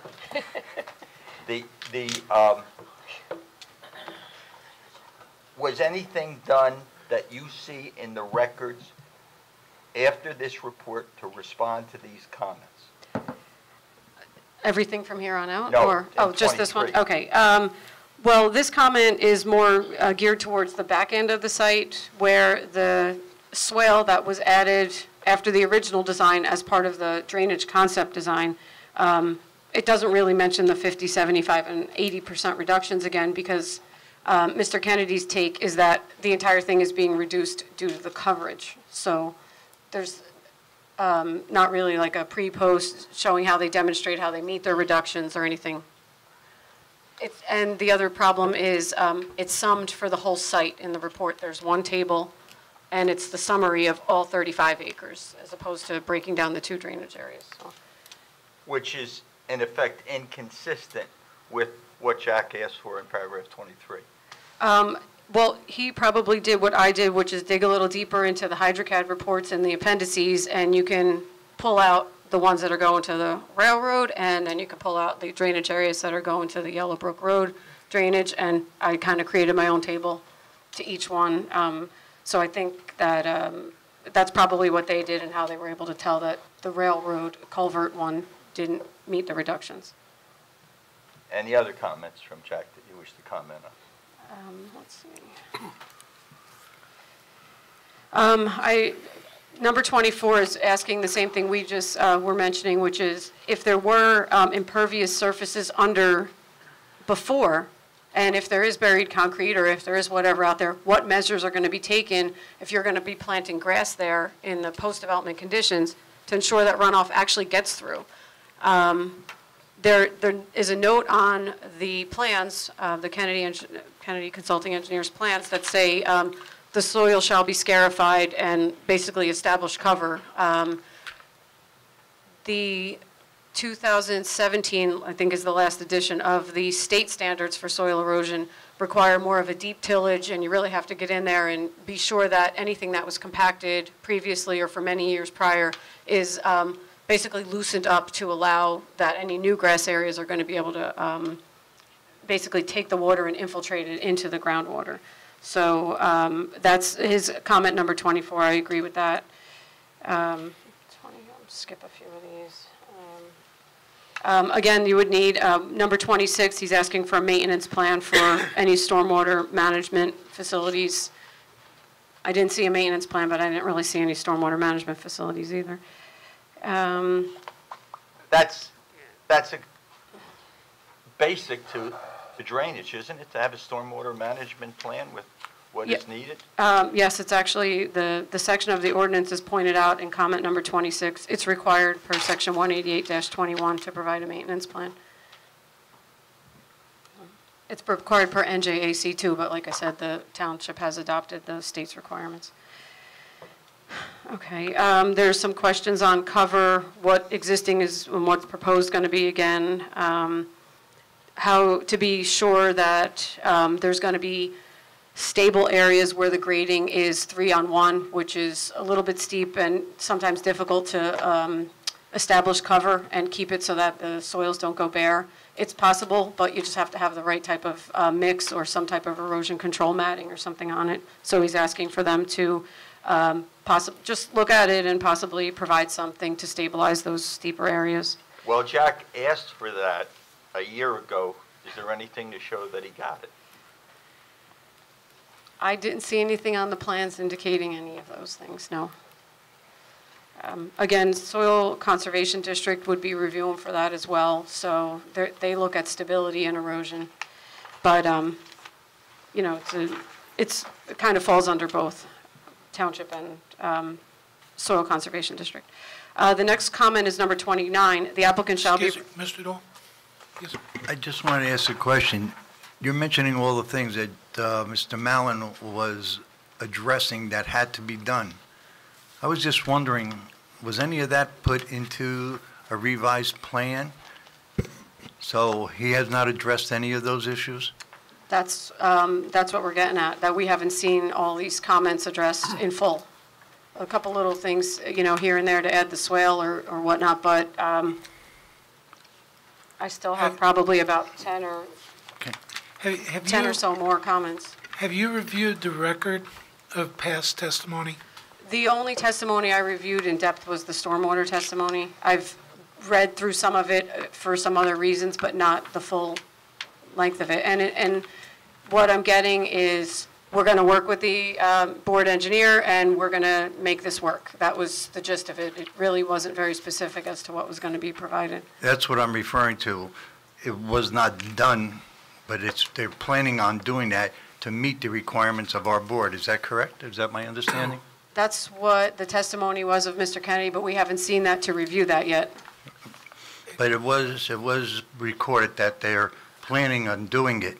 So it's an issue, but it's an issue that has been addressed, and we're just waiting for the final results. Am I understanding that correctly? Yes, sir. Okay. If I might, Mr. Chairman, Yes, sir. through you, given Mr. Moretti's inquiry, asked, in the signature block or the revision block, has there been any new plan that's come in that has met Jack's requirements? Mr. Mallon? I don't believe we've seen anything other than that sketch, that's all. There has been no revised plans, to my knowledge, submitted. But also, Mr. Doyle, their witness under oath, we addressed all of Mr. Mallon's letter. Am I correct, Mr. Mallon? I believe he testified, and going on recollection, that he would comply with all the items listed in the letter, but we have not seen any plan, and there's been no detail of what he would do. Obviously, he can't achieve it, he'd be back to this board. Okay, but typically, you usually deal with that based on the applicant putting that on the record. Am I correct with this board? Yes, sir. Okay. Mr. Doyle? And we would not be able to approve it unless that's in. Is Well, that correct? unless Jack sees it and it meets all of the requirements, Mr. Mallon's not going to let it go forward. Right. Mr. Chairman. Okay, I just wanted to make Yes, sir, sure I Mr. Mallon. understood that. A lot of times, when we get into stormwater, it's approved subject to complying with the conditions in the letter. Correct. That's usually. If they can't comply with the conditions in the letter, then they're going to come back to this board and reopen the hearing. That's really the way we've worked it in the past. 19 years it's been done that way. So, and there's a lot of things that they have to achieve on this. I agree. Correct. Can we continue? Just on that point, Ms. Fagan, a lot of things they have to achieve. How, in your experience, does an applicant show that he intends to do what the board and board engineer has asked of him? Words or revisions to the plan? The plan needs to be revised, the stormwater management report needs to be revised, an operation and maintenance manual needs to be submitted. There's a lot in here that I feel like is been left to go on amongst the professionals. I feel like the plans, this could potentially change what the site winds up looking like. Where are you going to put all these stormwater management facilities? You should see that. You should know where they're going. You should understand where the stormwater is heading and where it goes after it leaves the site. I know that you trust your professional and he's capable, but the plan should include these components of the design. It's part of the overall design. An infiltration basin needs to have a certain separation from a septic system. Is that demonstrated? Like, you don't even know where it's going to go right now, so you don't know that it's going to comply. So I feel like a plan should be here that, I mean, forget about the fact of us getting to review it. I know before it would get approved, that would be a condition of approval, I guess, but that's a lot for you to not see. Are these things that the board is not seeing, would you classify them as technical or substantive? I would say they're substantive. Say if there was a basin or something shown right now, but it needed a little tweak because the orifice invert was incorrect or something, that could be technical nature that winds up getting cleaned up after the fact. But you don't even know where or if or how deep or anything. A basin may be, a water quality devices may be, how they're going to be maintained. There's no information at all. What are they? Are they dry wells? Are they sand filters? There's no information. Mr. Mallon. Could all of these things... Wait. Oh, I'm sorry. Chair. Mr. Mallon. Can you address the latest statements? Well, first of all, I don't believe a basin is needed in order to achieve the reductions. There are methods of water quality that can be done. This board has never looked individually at what type of BMP that goes in. They've required it and gone that way.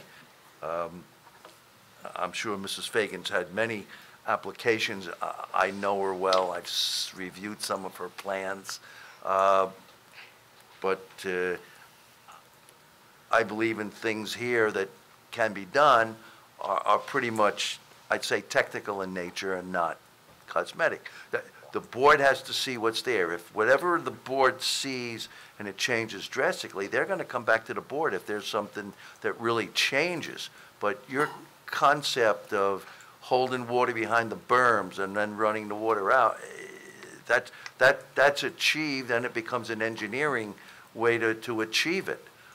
Whether it's under subsurface pipes, which can also be done, that the board wouldn't see, but it'd be a drainage situation. So it's a matter of interpretation. But I interpreted all those grassed areas, knowing what the site was, that basically they were impervious underneath. Just because you get something that looks a little green on the surface doesn't mean the water that percolates through the soils. And the DEP does look at, if you put our blend and stuff down and becomes compacted, they consider that impervious. And a lot of that site has a lot of that stuff on it. So, have I answered your question, Mr. Chairman? Yes, sir. Okay. Did you have any comment on that answer? I think that, again, either soils testing or something else to demonstrate what's going on under the surface of what appears to be green would be pretty beneficial to understand the cover again. And yeah, you could put a dry well in to store the water and get the reductions. Then we want to see demonstrated that it provides the separation to the water table, or the other design criteria. So I still believe it should be on a plan. He said it's a matter of interpretation. When you do these best management plans, or you make these drainage calculations that require changes, you can't suspend it in the air or put it down underground. There's some that affect the site plan. If it would be a surface basin or a grass swale or a biofilter or something like that, you would see it. There are underground methods which wouldn't affect what you would see, but those alone will not generally be able to meet all of the requirements that you need here. So if the consequences were to be on the surface, your circulation path, your parking areas, your building sites, any of those improvements could be affected. There's the possibility that they could be affected. He may be able to make it work within the green space that is remaining on the site, because they're, the area where he showed the swale now was already going to be green. It lends itself. It lends itself to, a basin area, assuming that the subsurface is okay and there's a proper separation to the water table. But yeah, you don't know that it would fit in the areas that were designated as green. We don't know yet because it's not designed. I don't know what the volume is. I don't know what the sizes would be. Anything else in Jack's report? Okay, I'll just point out number 29 says applicant shall be required to provide dry wells for all the roof leaders of existing and proposed structures on site. Again, there's parameters to make those meet. Permeability tests would need to be submitted and performed and submitted to demonstrate that they can operate and that they're designed per the BMP requirements. Again, the same comment, number 30, about what is being counted as pervious or impervious. I think Mr. Mallon had the same concerns that I did because he asked the question, what's being counted as impervious and impervious? And then... Oh, yeah, let me just stay with that. Jack Oh, says sorry. specifically, it is unclear from the landscape plans or site plans whether this area will be paved, gravel, or other material. If no additional revision has been made to the site plan, his question hasn't been answered, has it? I don't believe it has been. If there's no revised plans, no. Mr. Mallon? Yeah, that area was really directed when they had the Class, remember, this was done when they still had a Class B. Those areas were picked out as being Class B areas. That was my concern. And that's been eliminated from the plan. Mr. Chairman, I know that the Monmouth County Soil, or Solid Waste Agency has suspended Class B approvals. Jack phrased it as if it's a given. There's not going to be any concrete recycling. Whether it's, am I right? Or maybe You're correct, but that the wouldn't... applicant, is that not? That would not be before this board. Right. At all. And I mean, that was clear from day one. Anything to do with the Class B is not before this board. I understand the state law mandates that under 13(1)(e), but to the degree that there was testimony that if this solid waste recycling didn't happen, then those 4.3 acres of pads that would have received the concrete recycling will be used to store RAP. I think it is something that bears upon what the board is doing now. Mr. Mallon? Well, I asked him, I think we interpreted it as being impervious because of what was underneath. But I asked him to clarify whether it was pervious or impervious for the stormwater runoff. We interpreted it as being impervious. Anything else, There's just the one last comment. The northerly access drive from the scale area directs water from the site directly onto Yellowbrook Road. Site runoff from this paved area should be collected and recharged. This may be the area that was requested to be curbed and somehow stored. I don't know. It's not on the plan, and I didn't see any recharge proposed anywhere. Mr. Mallon? No, that was the area where all the water was, under the original grading plan, was running right out the northerly driveway, running right out onto Yellowbrook Road. The applicant has instead indicated that he would change the grading and bring most of that water through the grassed area behind the berms and run it down that way, rather than running it out to the Yellowbrook Road. And I believe there was testimony on that, I believe. Yes, there was.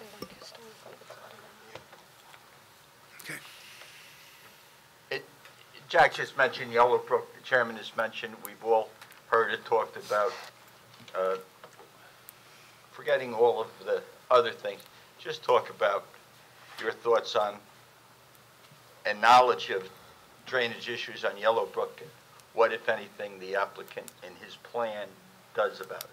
Okay. I wanted to just touch on this. It's not necessarily common in the letter, but again, our office, D.W. Smith's office, was right on the same side of this street, up the hill a little bit, and I've driven past this site many times.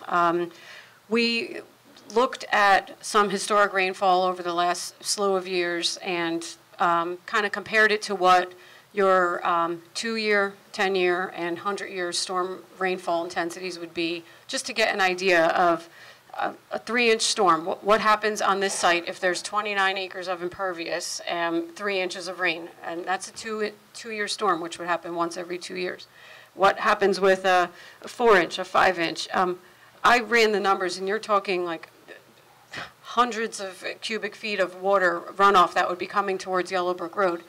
In my experience of having our office located on Yellowbrook Road, although there were a few instances where there certainly was ponding at the Cranberry Road intersection, we're not talking 2 and 3 feet deep of water that was heading towards that intersection, which leads me to believe the site isn't quite as impervious as as is indicated in the calculations. I feel like the site is holding some of that water because it's pervious and it's getting through the surface.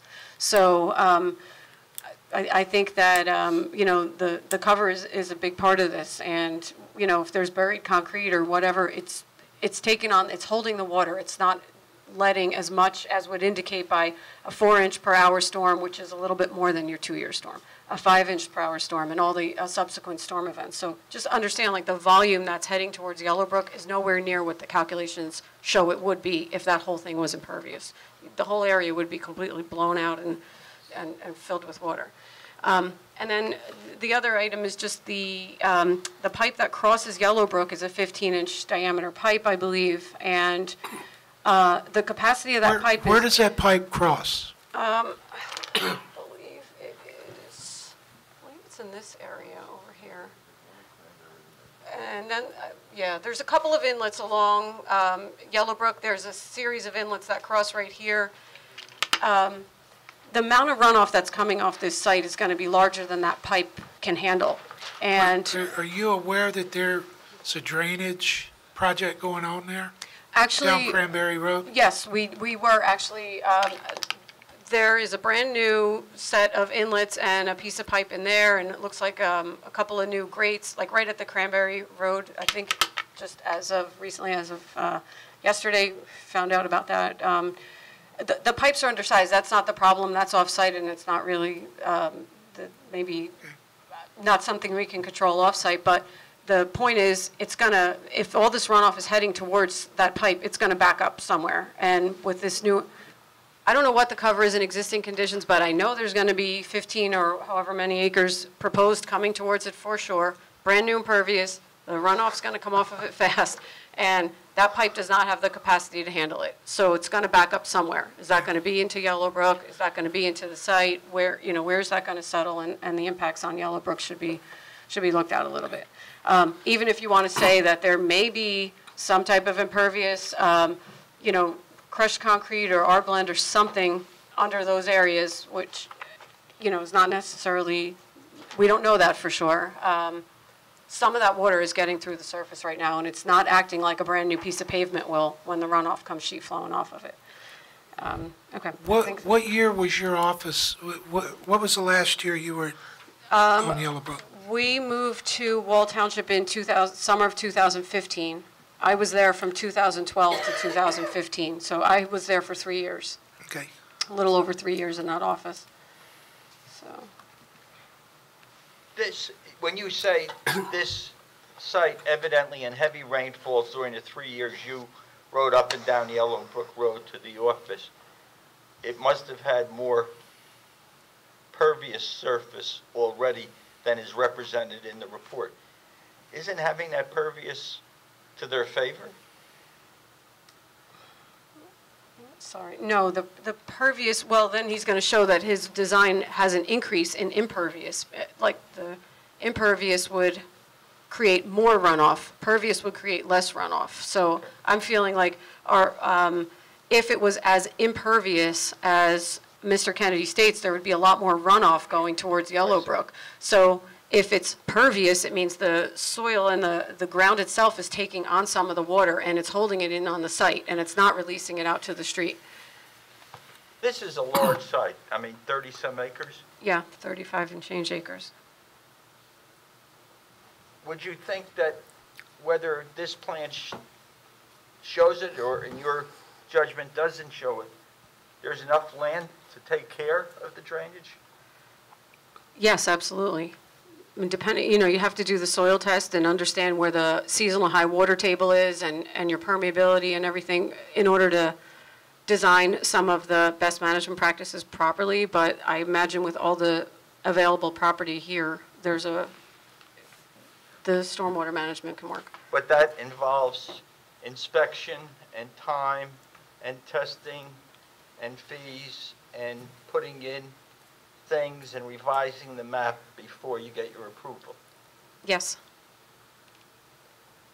That all comes at a cost. Yes. So in your mind is the question that to approve it as is with a heck of a lot of conditions is putting the cart before the horse? Yes. Nothing further. Mr. Chairman, I have a Yes. question.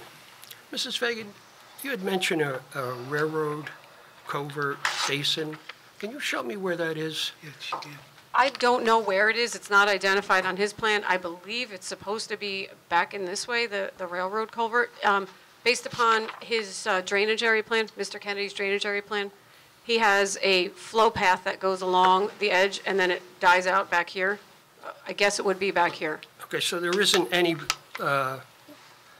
basin by Yellowbrook Road where the railroad tracks come across? Over here, sorry, on the total opposite end over Yeah. there? Yes. There's no basin that's designed. There's water being, I believe that there's water sitting in there right now, but I don't think that's as a designed basin. Because the way I see it, I've been driving up and down that road for at least 30 to 40 years, and it's been flooded for a long time. In the last couple of years, it hasn't been flooded since they fixed it. However, if you know that road because you work there, there's a hill that Yes. comes down to the Yes. railroad tracks. Yes. And the water on both sides of the road race down the hill continuously and charge towards L&L Paving's property. Because once it goes over the railroad track, there's a dip, the grade drops, and it goes. So even if his water was going that way, it's being pushed back by the hill. And I don't know whose responsibility that is. There should be something by the railroad tracks to, collect that water, because it goes all the way to Cranberry and down, and it's not coming all from his property. Right. But if you listen to the testimony, it sounds like it is, but it isn't. Well, the only thing we can control are the 35 acres that are before the board right now. There may be the road is narrow, it's probably has substandard. I don't think the stormwater that's in place right now would meet any current design requirements. It's not. I'm not saying that. I'm Right, saying so- if you're saying that they're the cause of the flood, I don't believe that. No, I'm not saying that at all. I'm saying, actually, if it was as impervious as they say, there would be more flooding. So if they were to change the pitch of their land and send the majority of the water to go to the back instead of the front, you don't No. think that would work? No, they shouldn't do that. That's a different watershed, and that water that's going towards Yellowbrook should continue to go towards Yellowbrook. It's part of that watershed. So it should maintain the same patterns before you got on the site. You want to keep them two separate. You And just there's- want to release less. You want to release less off your site when you're done developing it. All right, I'm just thinking, I'm looking for a way that they could stop that water from Yeah. piling up, because over the years, all the accidents happened at the railroad tracks. I watched those cars hydroplane Yeah. and hit the pole, Yeah. one after another, especially in the winter. This is the problem, though, like, it makes sense from, why don't we get it away from here, but then you're going to cause a problem down there, because that wasn't designed to accept whatever is you be directing to it, which it never anticipated. So solve one problem and cause another, so you have to keep them separate. Okay, thanks. Okay. Other questions? Professionals? Jack? Nothing further. Charles? Jen? Nope. Matt? Okay. Okay, Mr. Good Dole. job. Thank you. Just give me a couple of minutes, Mr. Chairman. Okay, we're going to take a 10-minute break. The zoning board will now reconvene. Okay, Mr. Dole, you want to swear in and qualify your witness? Please. I do, sir. Yes, sir. And can you tell us your name and spell your last name? Sid Hussein, Husain. I'm an engineer working with D.W. Smith Associates. Mr. Hussein, please give the board your educational background. Yes, I have a bachelor's degree in civil engineering, University of Florida. Bachelor's in civil engineering, University of Houston. And with my master's in engineering, I took extensive courses in well logging, groundwater hydrology, water monitoring, and measures evaluation of water quality sources and all. I have been a licensed professional engineer in the state of New Jersey since 1984. I have also been I am also a licensed engineer in the state of Connecticut and state of New York. I'm also a licensed planner in the state of New Jersey. I have appeared in front of this board in the past, as well as in front of the planning board of Howell Township. We accept your credentials. Mr. No, Do you have any what is he testifying as? He's testifying as an engineer, but with particular areas of hydrology and state permitting process and soils different than the testimony that Ms. Fagan gave. Mr. Hussein? Any questions? Oh, I'm sorry. He said hydrology, state permitting, and soils? Yes. Okay, and do you hold any particular license regarding those 3 different subjects? I don't know that. If there are, I would ask the witness. Is there such a thing as a licensed hydrologist? No, sir. Is there such a thing as a licensed soil No, sir. or a licensed permit getter? A professional engineer pretty much yeah. can get into any specific field he or she desires and excel in that. And I've excelled in subsoil investigation, hydrology, investigation of water resources, water quality measures, and like. Well, you may say you excelled. We'll let the board decide that, but at least you have the background. It's up to you.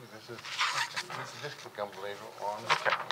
I have no objection. Thank you. Okay. Mr. Hussein, if it's easier, you can use that handheld mic. Thank you. Thank you. Thank you. Yeah. Mr. Hussein, you're familiar with the site? Very, very familiar. Is part of that come from your past employment or present employment? Yes, sir. I was working with D.W. Smith. I used to pass in front of this site at least 2 times a day for 9 consecutive years. By the way, we mentioned D.W. Smith. By whom else were you employed? Before that, I had my own company, Carmel Engineering Group, located in Woodbridge, New Jersey. Any other background in planning or zoning? And even before that, I was in Houston, Texas. Okay. I show you a number of colored photographs that are numbered from 1 to 14. 14. Who took those? I took those photographs. And when did you take them? No one has a copy of these photographs?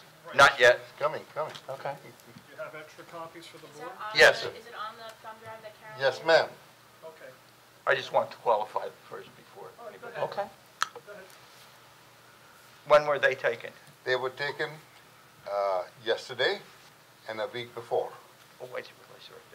And do they accurately reflect what you saw on those days? That is correct. They do.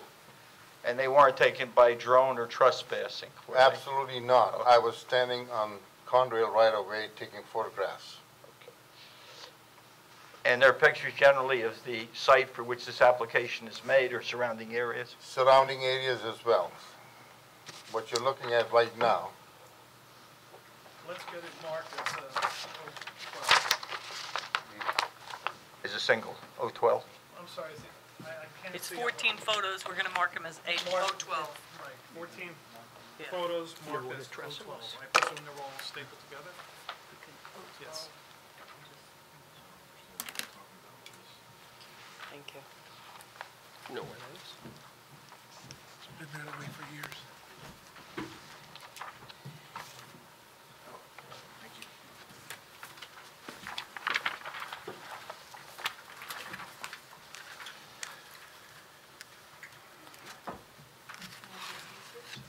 Yes, they're all different things.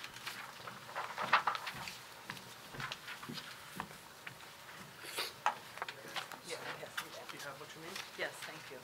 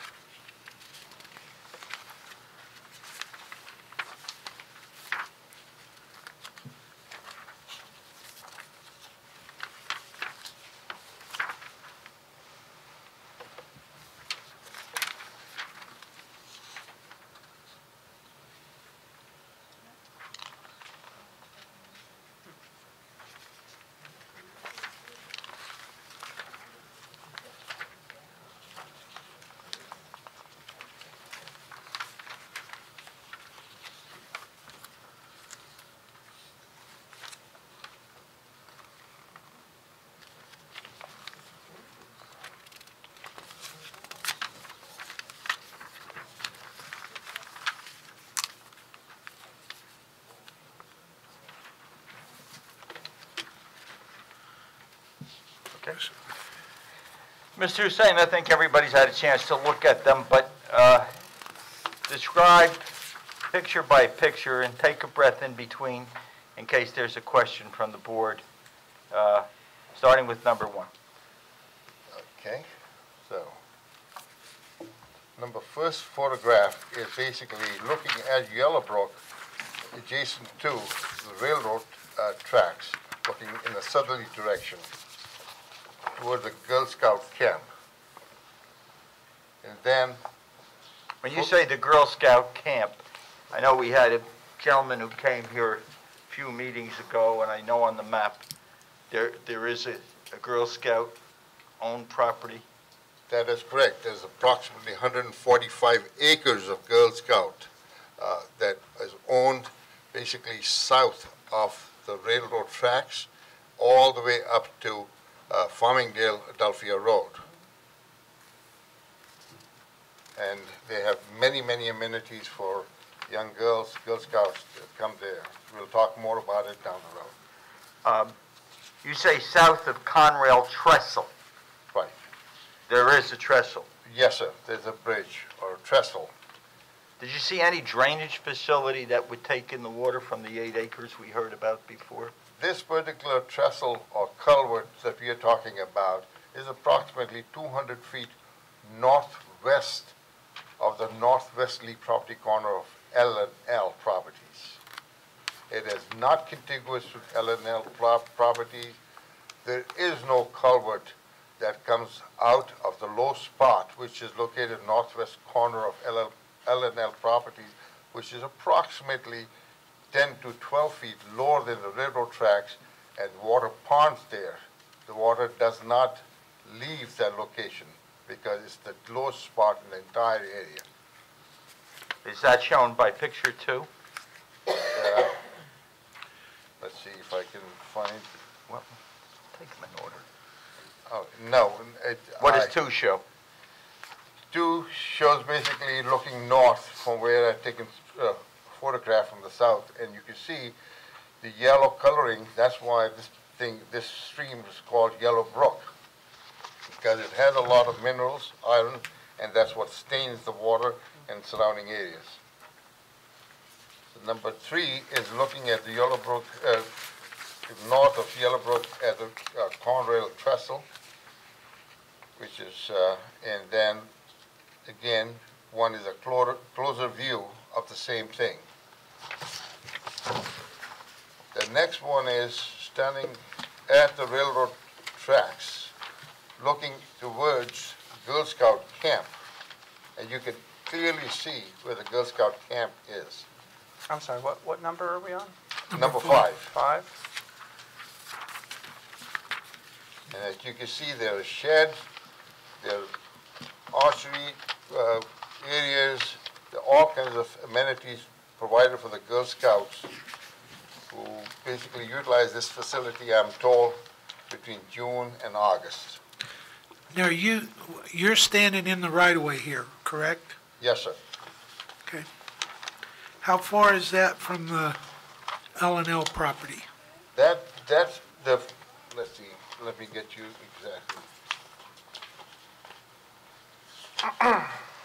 Photograph number 5 is approximately 150 to 200 feet north of the northwesterly corner of L&L and approximately 300 feet to the south of Yellowbrook.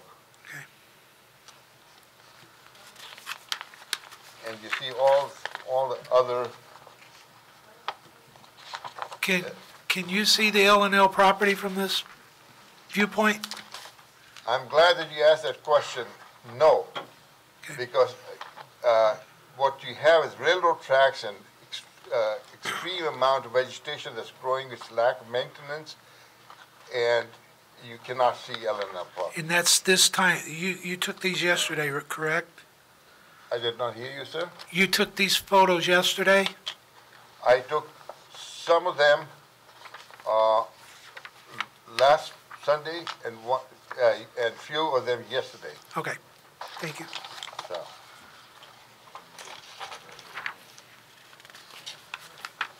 All right, and you see more of the trees and vegetation, basically showing different things. And then from the Conrail, photograph number 9, basically from Conrail right away, looking at the mounds, which are over almost 35 to 40 feet high, located on L&L property. You can see right behind the trees. I did not want to get onto their property. It was taken from a distance. There were it's wooded area over there. What's behind you in that photograph? Behind me is Conrail. Okay, what's behind that? Behind that is Girl Scouts. Okay, so the Girl Scouts property comes right to there. No. This is where the other concrete property, concrete products I have. Anchor Concrete? Yes, sir. Okay. Basically, it's a triangular sharp point. Actually, there's a pond in that general area. They have a pond at the back of the property. Now, whose pond? That belongs to Anchor Concrete. Okay. So Anchor Concrete is behind you? Yes, behind Conrail and behind you? Yes, sir. Okay. Bless you. Stop on number 10. Read the caption. Number 10 says asphalt milling piles located at the back of L&L paving site as observed from Conrail right-of-way. You can see. How do you know it was asphalt milling piles? I have been an inspector. I worked closely with milling and paving contractors. I oversee the work, and I can tell what is a milling and what is concrete, crushed concrete. I can tell you. And that was asphalt? That was definitely asphalt. You see a better photograph maybe in the next one. Yes. How high? Those ones are not that high, maybe 10 to 15 feet high. And then... Wait, hang on. There's a loader in the background. How high would you say a loader would be? I can't see the... On picture 12? 12. Where's the loader? There's 2 of them, and then a backhoe. Oh, you're looking at 12. Okay, sorry, you're looking at 12. Yes. Yes, sir. So basically, if you look at those block walls at the back, they're typically 3 by 3 by 6. Right. All right? So you're basically going above at least by another foot or 2. So it's about 10-foot high pile in that location. Correct? You understand? 3 by 3 by 6 is what you have, the blocks over there. Each course is how high? I'm just going by comparison to the 3 loaders. Feet. 3 feet. Okay. Each one of them is 3 feet by 3 feet by 6 foot long. Okay. Okay, and you have, Okay. you can see 3 courses in the back, which is 9 feet plus another foot more. Okay. I'm not going to go there. We'll go forward. Okay? So basically, that's what it is. They're all there. And further down, 13 showed? 13 showed basically that some of the millings are being spread. The piles have been taken down and spread on the side behind the buildings and between the building, back of the buildings and the railroad tracks. That you have, it appears to be between 2 to 3 foot high layer. The next photograph, not this one, you would see 2 to 3 foot high layer of asphalt millings being spread on the site. You saw the site plan, didn't you? Yes, sir. Did they reflect this? No, sir. Which would mean they'd have to be removed. Yes. I mean, a couple of things that come to my mind, and that is when I talked to Mr. Stuart Newman this morning regarding Class B permit for this site, he said nothing has been issued. So basically, they're storing things on the site without a Class B permit. The 14? 14 is the big dirt stockpile. Can't figure out what all is in it. To me, it looks like soil. There's some stone pieces, smaller stone pieces there, but bulk of it is soil, and I saw grass overgrowing through that thing. So it's not new deposits, could be at least a year old, because there's grass. As an engineer and with your other specialties, does what you see in 13 and 14 cause you any issues with respect to the application the board's considering? Absolutely. What's that? My concern is, first of all, the soil that is being stockpiled over there. Has it been tested? Is it being legally placed over there? There's plenty of questions. And how come they are messing around with and spreading asphalt milling on the property without getting... Once again, Mr. Chairman, we've kept the testimony as to what this application is. We're going far afield now concerning Mr. Hussein's testimony regarding what the application is before the board. Correct. Chairman, respectfully, I don't feel that we are. You are asked to grant a site plan approval. The site plan does not show these items. So that means something has to be done with these. The asphalt millings begins with the problem that asphalt millings should not be on a site unless that site, excuse me, I'm responding. Okay, let him complete. Is an asphalt manufacturer. They're not subject to Class B recycling. The soil, if they were not tested and did not get the necessary permit, then there's questions about the site for which a site plan approval is being asked. I strenuously disagree with Mr. Doyle. I have to agree with Mr. Butler because those piles were generated through the cleanup. I can almost bet it was. And if you go back to if you would refer back to the testimony, not before this board, but the testimony back at the planning board, review that. I'm not going to say I'm going to permit it to be issued into this board, but preview that testimony. What were they permitted to do under a temporary permit? On cleaning up the site. They've done a lot of work before they got to this board. Mr. Chairman, I understand that. But regardless, and I agree. That's not the application before this board. I know. Mr. Chairman, I've been told before, earlier, don't go there. That's that approval. And now for the last two witnesses, I've been told, and they've been told, go back. Hang on. Your witnesses, your whole team should have reviewed the case before the planning board, not before this board. I don't want that testimony here. But I have not let that testimony be entered into this board.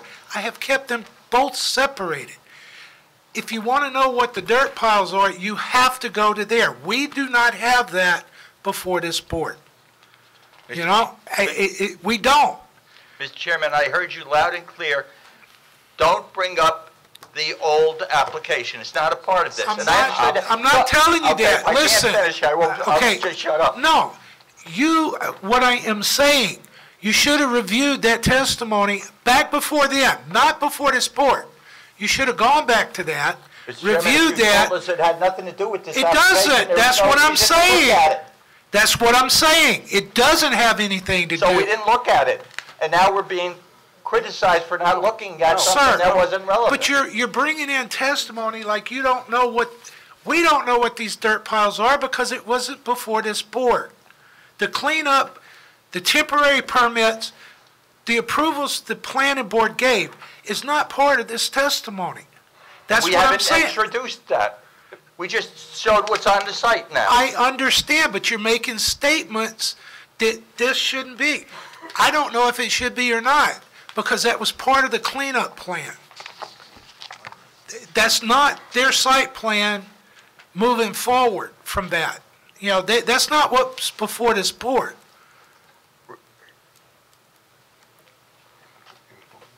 Mr. Copley? Okay. I heard your ruling.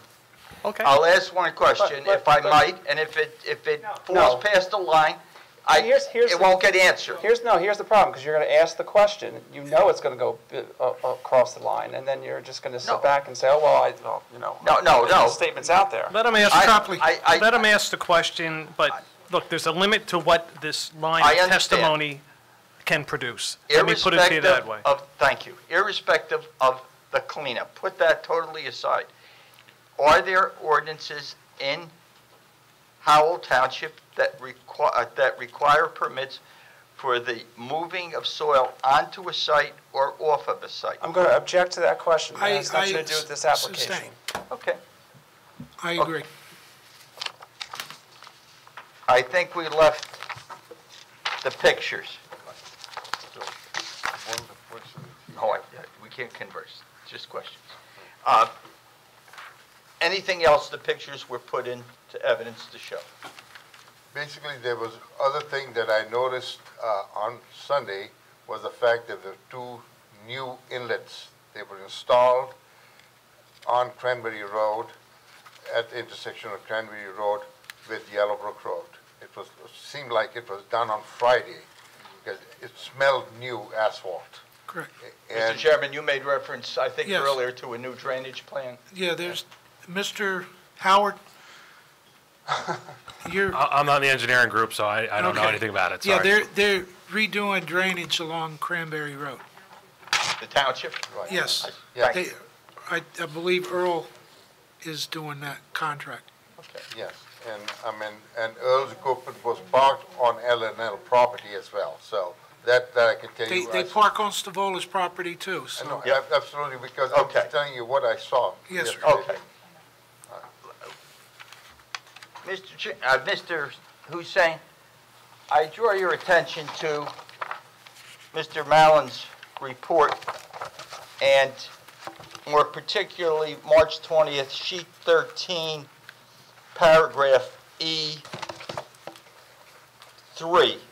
The applicant shall obtain any and all outside agency approvals as may be required, including but not limited to, and he goes from A to I with 9 separate approvals needed from the Freehold Soil Conservation District, Monmouth County Board of Health and Planning Board, and a number of Howell boards, and the NJDEP letter of interpretation. What would the letter of interpretation be for? I can explain that to you. I have delineated many wetlands properties, wetlands and properties. It's a letter of interpretation, verification of line. What we do typically is we go out, mark out the limits of wetlands line on the property, flag it, surveyor goes back, picks up the location of the flags, make an application to DEP that wetlands lines have been delineated, please come verify. Subsequently, after the application is made, fees are paid, they show up, they verify the flag locations. Sometimes you get a call from them saying, I'm sorry, I do not agree with your flag number A7, it is too far in, it should be moved out more, and that's how it's done.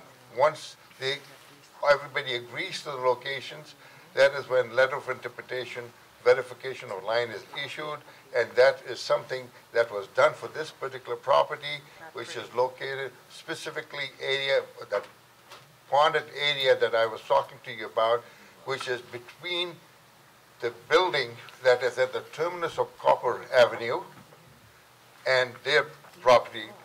So there is a deep spot, which is almost 10 to 12 feet deep, and water accumulates and sits over there. And it has no outlet, it just sits there.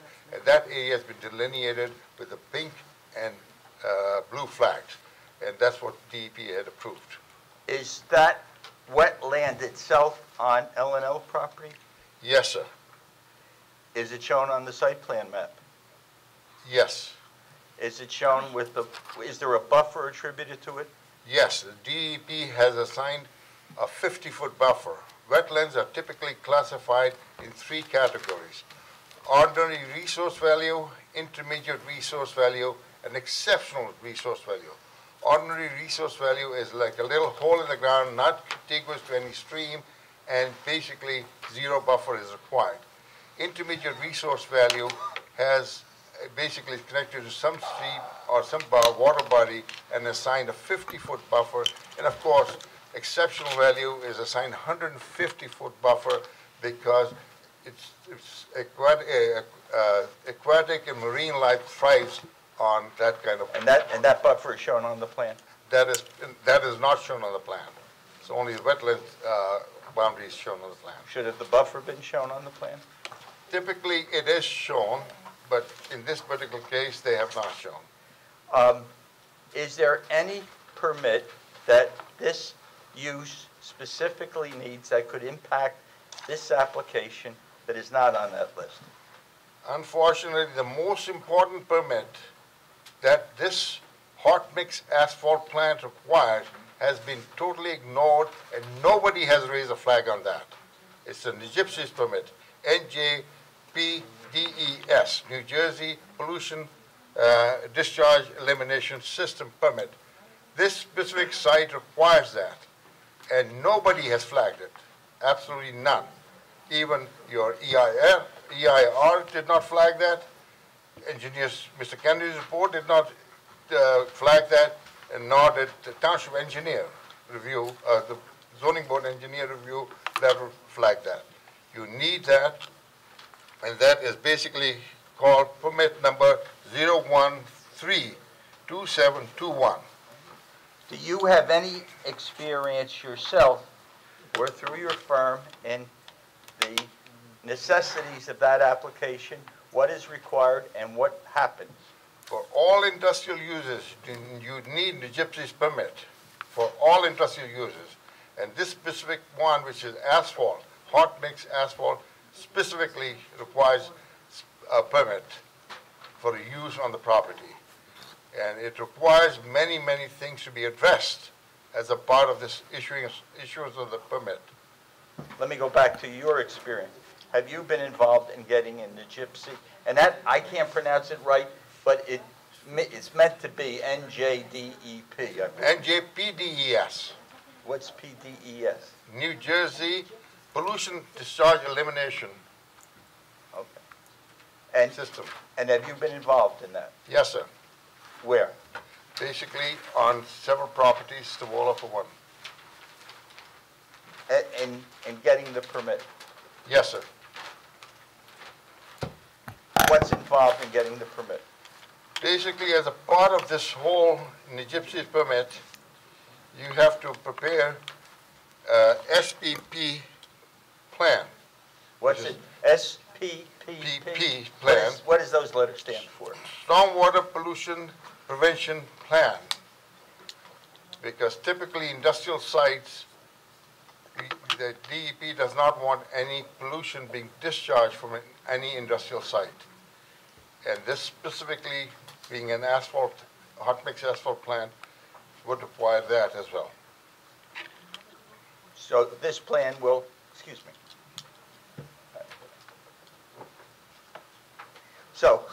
So this, what would have to be done on the site to meet the requirements? So basically, for setting that up, you have monitoring locations, outfall tagging, RFA, which is request for authorization, and SPP, which is stormwater pollution and prevention plan. And there are many things that are monitored under this program, which is like what are monitored? Oil and grease, total suspended solid. When you say oil and grease are monitored? In the stormwater discharge. Okay. The stormwater discharge is reviewed? Yes, sir. And does it have to meet requirements that are greater than those that were discussed with, between Jack and the board and tonight Carolyn?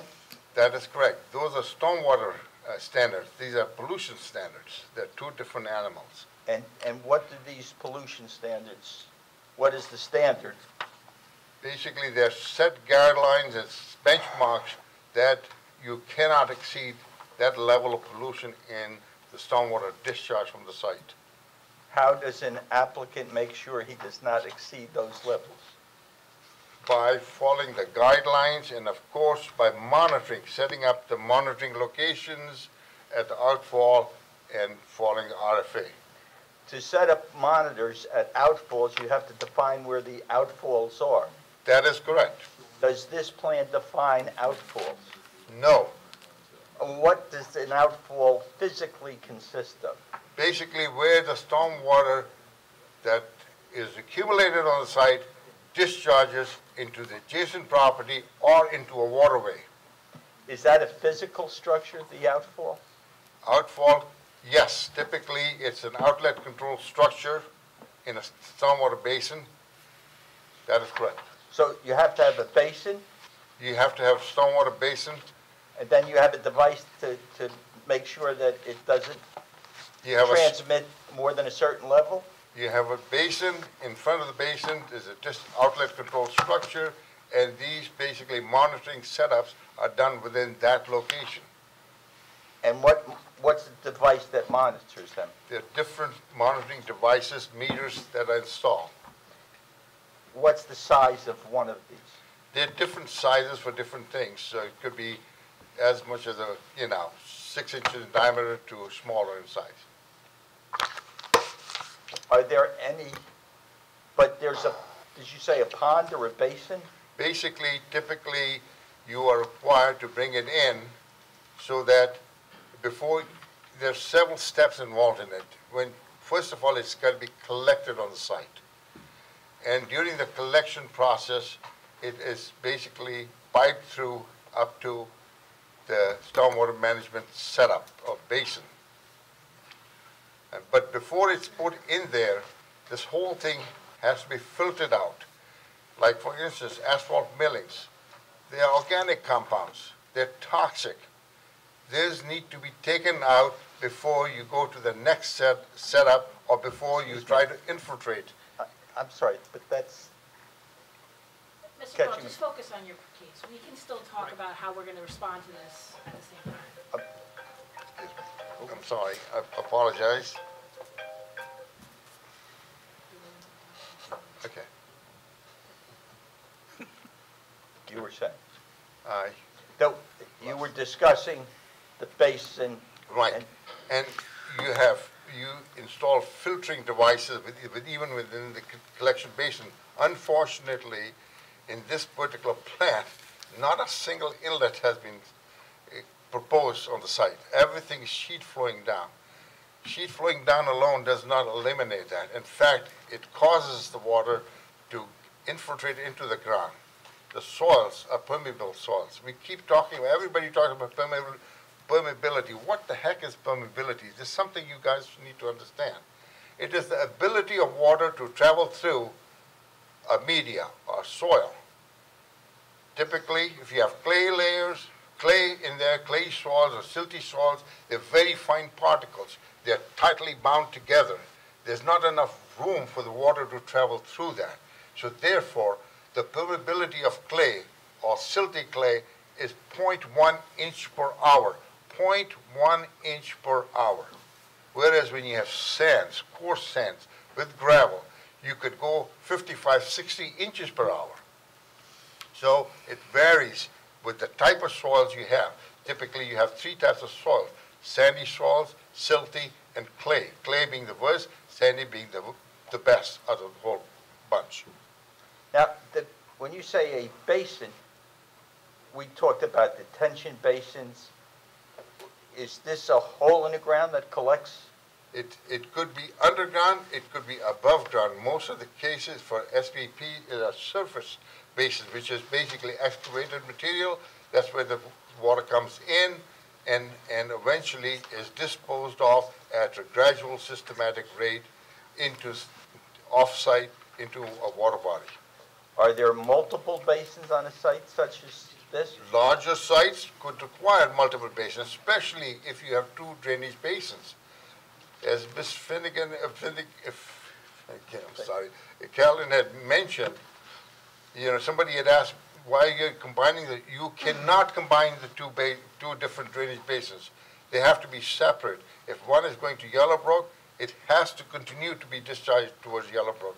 If the other one is going towards the Bog Creek, then that's the way it's got to go. You cannot combine the two and say, okay, I'm combining everything, and everything is going towards Yellowbrook. You cannot do that. That's not allowed. So, Mr. Doyle, Mr. Moretti had a question. I just was wondering, you mentioned about this SPP plan and the NJPES, I think you said? NJPPP. NJPPP. Right, sir. You said they did not file for this? They have not even discussed in any of the reports. Well, no, that's, my question is, how do you know they haven't, maybe because they haven't had it in the reports, but did you find out somewhere where they haven't even looked into doing this? So typically you see that in a review letter from the planner, from the engineer, from somebody, or from the design engineer or the design planner. Somebody has to say, by the way, just like the people who provided their environmental impact, they basically stated that since this land disturbance over 1 acre is considered a major development. Mr. Kennedy said the same thing. This is a major development. However, no mention was made for the gypsies permit. You mentioned a pond with a pink and a blue flag? That was wetlands flagging, the delineation, the limits And of the you wetlands. said that was on their property? That was on their property, yes, sir. And all the way up to the railroad track. And so if that was on their property, they should have put in for an NJPP or? the wetlands permit is different. Oh, okay, so Totally one separate. has one thing, one has something else. Correct. The wetlands is a different animal Okay. altogether. This is some pollution of water being Now you, generated okay, from a site. now you say in their plan, they didn't even mention anything about putting in these particular filters at all? No, sir. Did we ever ask about that? Yes. Mr. Moretti, I would stipulate that, number one, it is very typical for outside agency permits to be a condition of any approval. That's typically how we operate, as is every other board I work for. Secondly, I don't wholeheartedly agree that they needed a gypsies permit. And the gypsies permit is for a point source discharge to a water body of the United States, which is navigable. Here, as Mr. Hussein just testified, it's overland flow. That's not point source. So I would say, given this disparity in the documentation that we have and the testimony that we're hearing, perhaps Mr. Butler can have his environmental person look into it, but I'm not sitting here telling you that I agree that they need that permit. And if they do, it would not be atypical for this board to condition any approval on outside agency approvals such as the DEP, which is a very standard operating procedure. Thank you very much. 19 years it's been. We would like to continue the question. Yes, sir. Thank you. There was a comment made that Ms. Beam, who is an excellent planner, but I don't know that she's an engineer. No, but I have plenty of time Okay. in my experience as an environmental professional. Thank you very much, Mr. Doyle. Thank you. Is a permit needed? I believe it is needed for the following reason. All the stormwater runoff, as you know the lay of the land, you live in that general area, Mr. Chairman, everything comes basically in the southeasterly direction towards Yellowbrook Road. And once water ponds on the side of the road, it jumps the road pavement and gets into a ditch which is directly connected to Burnt Bog Creek. It is physically connected to a C1 water. My question to you would be, one, the water that's sheeting, that they're talking about sheeting, what part of the site are they sheeting that water? Not sure of your question, sir. Have you looked at the site plan? I have. Okay, would that be the area where the existing concrete plant is today? Back towards railroad tracks, all the way up to Yellowbrook Road, that is going to be running towards Yellowbrook Road, correct? Almost the entire site, 82% of it, according to him, is being pushed towards Yellowbrook Road. Okay, yeah, but that wasn't my question. My question is, that water right there is going to Yellowbrook Road, correct? I'm talking beyond the asphalt paving where the trucks are going to enter the drive. South, all that water is going towards Yellowbrook Road, correct? That is correct. Okay, the water coming off the asphalt where it's being drained, just the rainwater coming off the asphalt, there's no catch basins in there? None. On their site, none that I have seen. And I have not recently been on site. I have been on. No, I'm talking about the site plan. I haven't seen any inlet at all on the site plan. Mr. Kennedy. On the site plan itself? Yes, sir. No drainage? Absolutely, I have not seen a single inlet. Okay, have you reviewed the testimony that was prior? I have heard it, yes. Were you aware that we did require, and that's going to be at the direction of our engineer, but having inlet filters? Once again, you can impose those conditions, but it's not reflected on the plans or on the drainage report. Okay. To the degree they've been required by the board, and it's in testimony, are those kinds of basins the same as the basins that are required by the state DEP approval process? I'm going to object. I agree, because we're talking two different animals there, Mr. Doyle. You're talking about a stormwater basin. Exactly. Inlet. I'm not talking about a stormwater basin. I'm not either.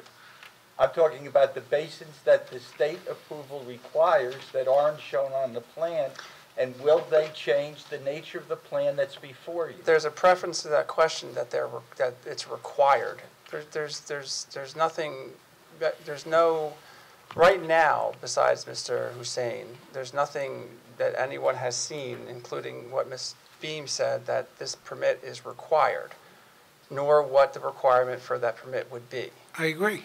But the basins I'm talking about is catching water runoff in the asphalt areas, the concrete areas. We are requiring a filter system in there.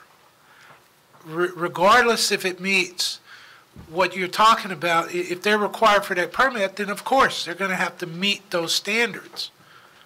I agree to that, if they're even required for that. But what I am saying is based on testimony that's been placed on the record, this board has requested that inlet filters go in and that they be maintained.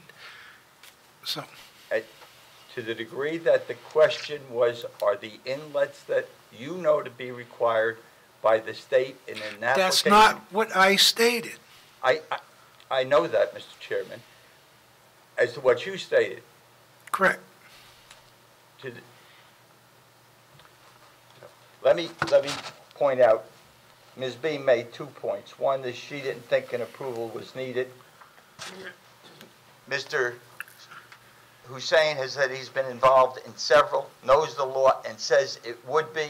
Okay, then, sir, that's an outside agency. We have no That's direction. the second point, and I wanted We to don't have address direction that. there. Well, if they want to build an asphalt plant, if it's required, that's something they're going to have to do. this is the point, though, Mr. Chairman.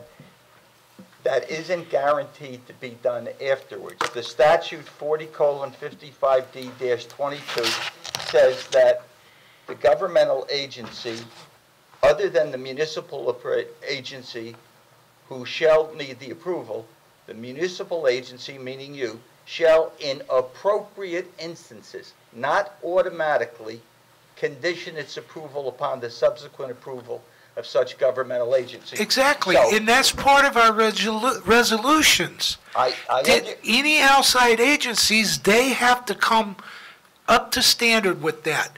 Now, if that changes the site plan, if they have to redo their stormwater management because they are required for that, guess what? They have to come back to this board. Which is something that was made abundantly clear with the last witness. I understand. That only comes, Mr. Chairman, if after hearing evidence and proof, and not before then, you make the discretionary judgment whether this is in fact... We can't make that No, decision, sir. No, Mr. Right now... Please sit down. I'll take the mic. Please sit down. Can I use the mic? Please sit down and use the mic.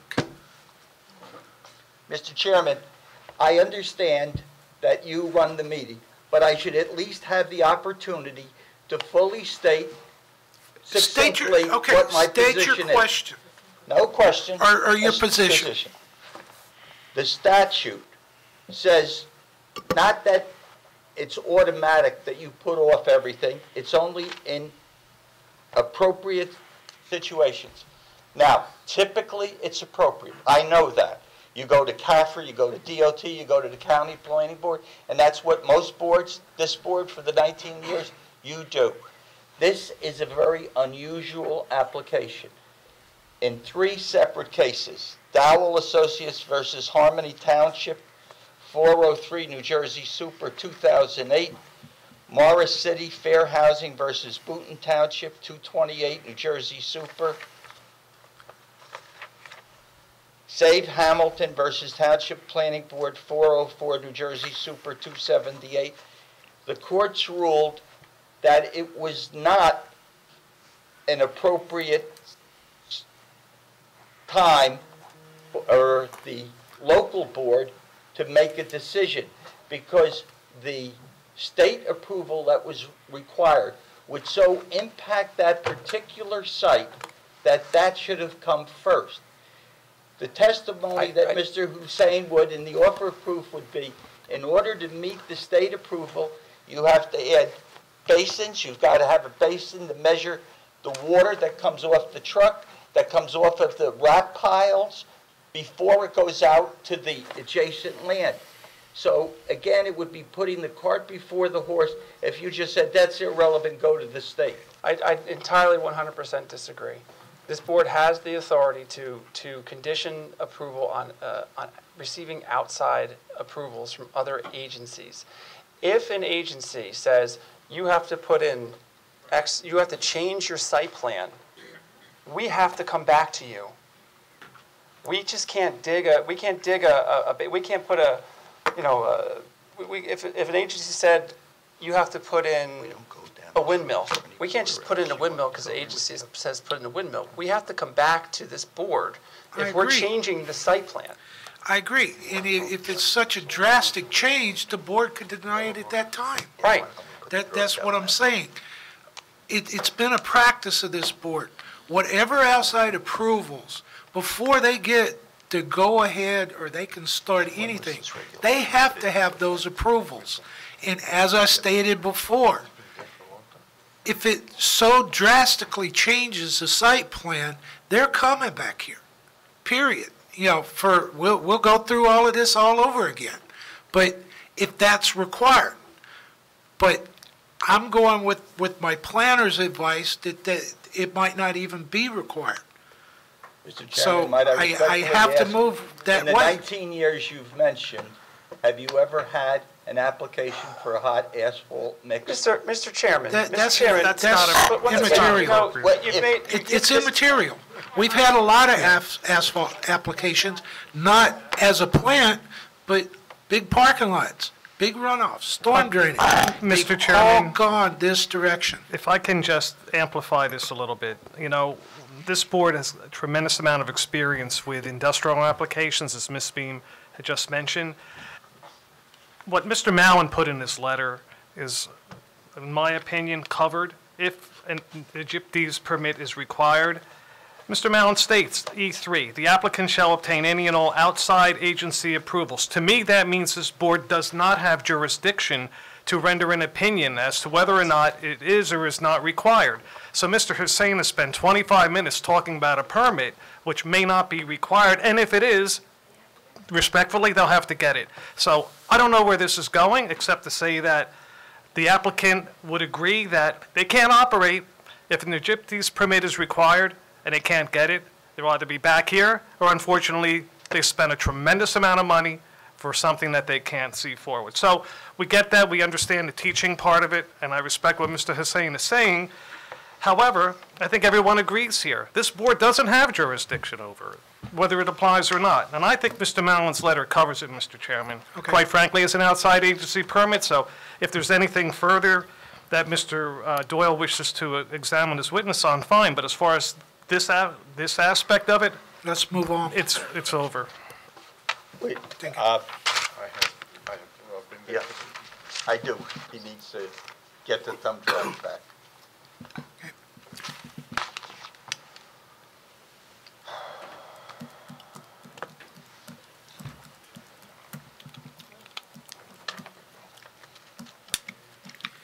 These pins are crap. You know, West. No, I got another.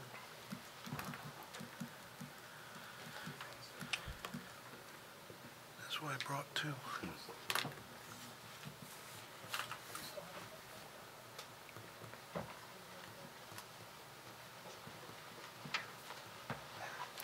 Don't you have to put this? Yes, it's there.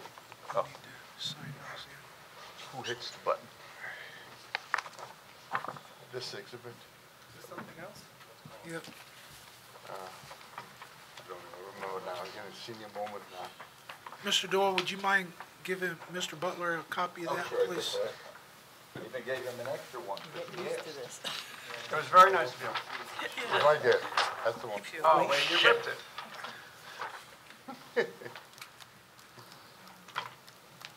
They take any of the good parts away?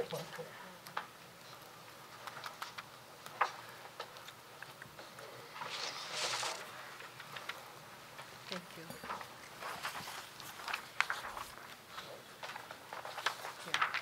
I gotta take it for the board members.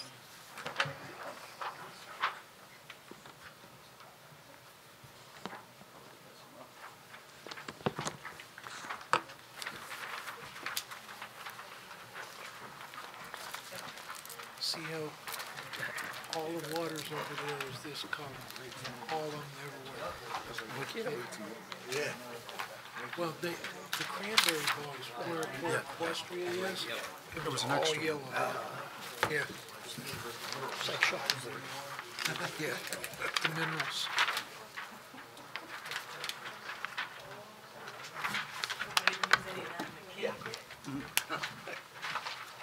You guys have, do you need? All right. The exhibit, Mr. Doyle, has been being marked as 013, and if you would kindly ask your witness to identify for the record exactly what it is. Thank you. What is it? This particular exhibit I prepared was basically showing the area, the properties owned by Girl Scouts of Jersey Shore versus what is, that's all in green. The blue is a little lake over there on the site, their camping ground area, and the one in the red is where L&L property is located. With a Conrail, 60-foot wide Conrail right-of-way Any along. objection? How was this map prepared? Who prepared it? What's it based on?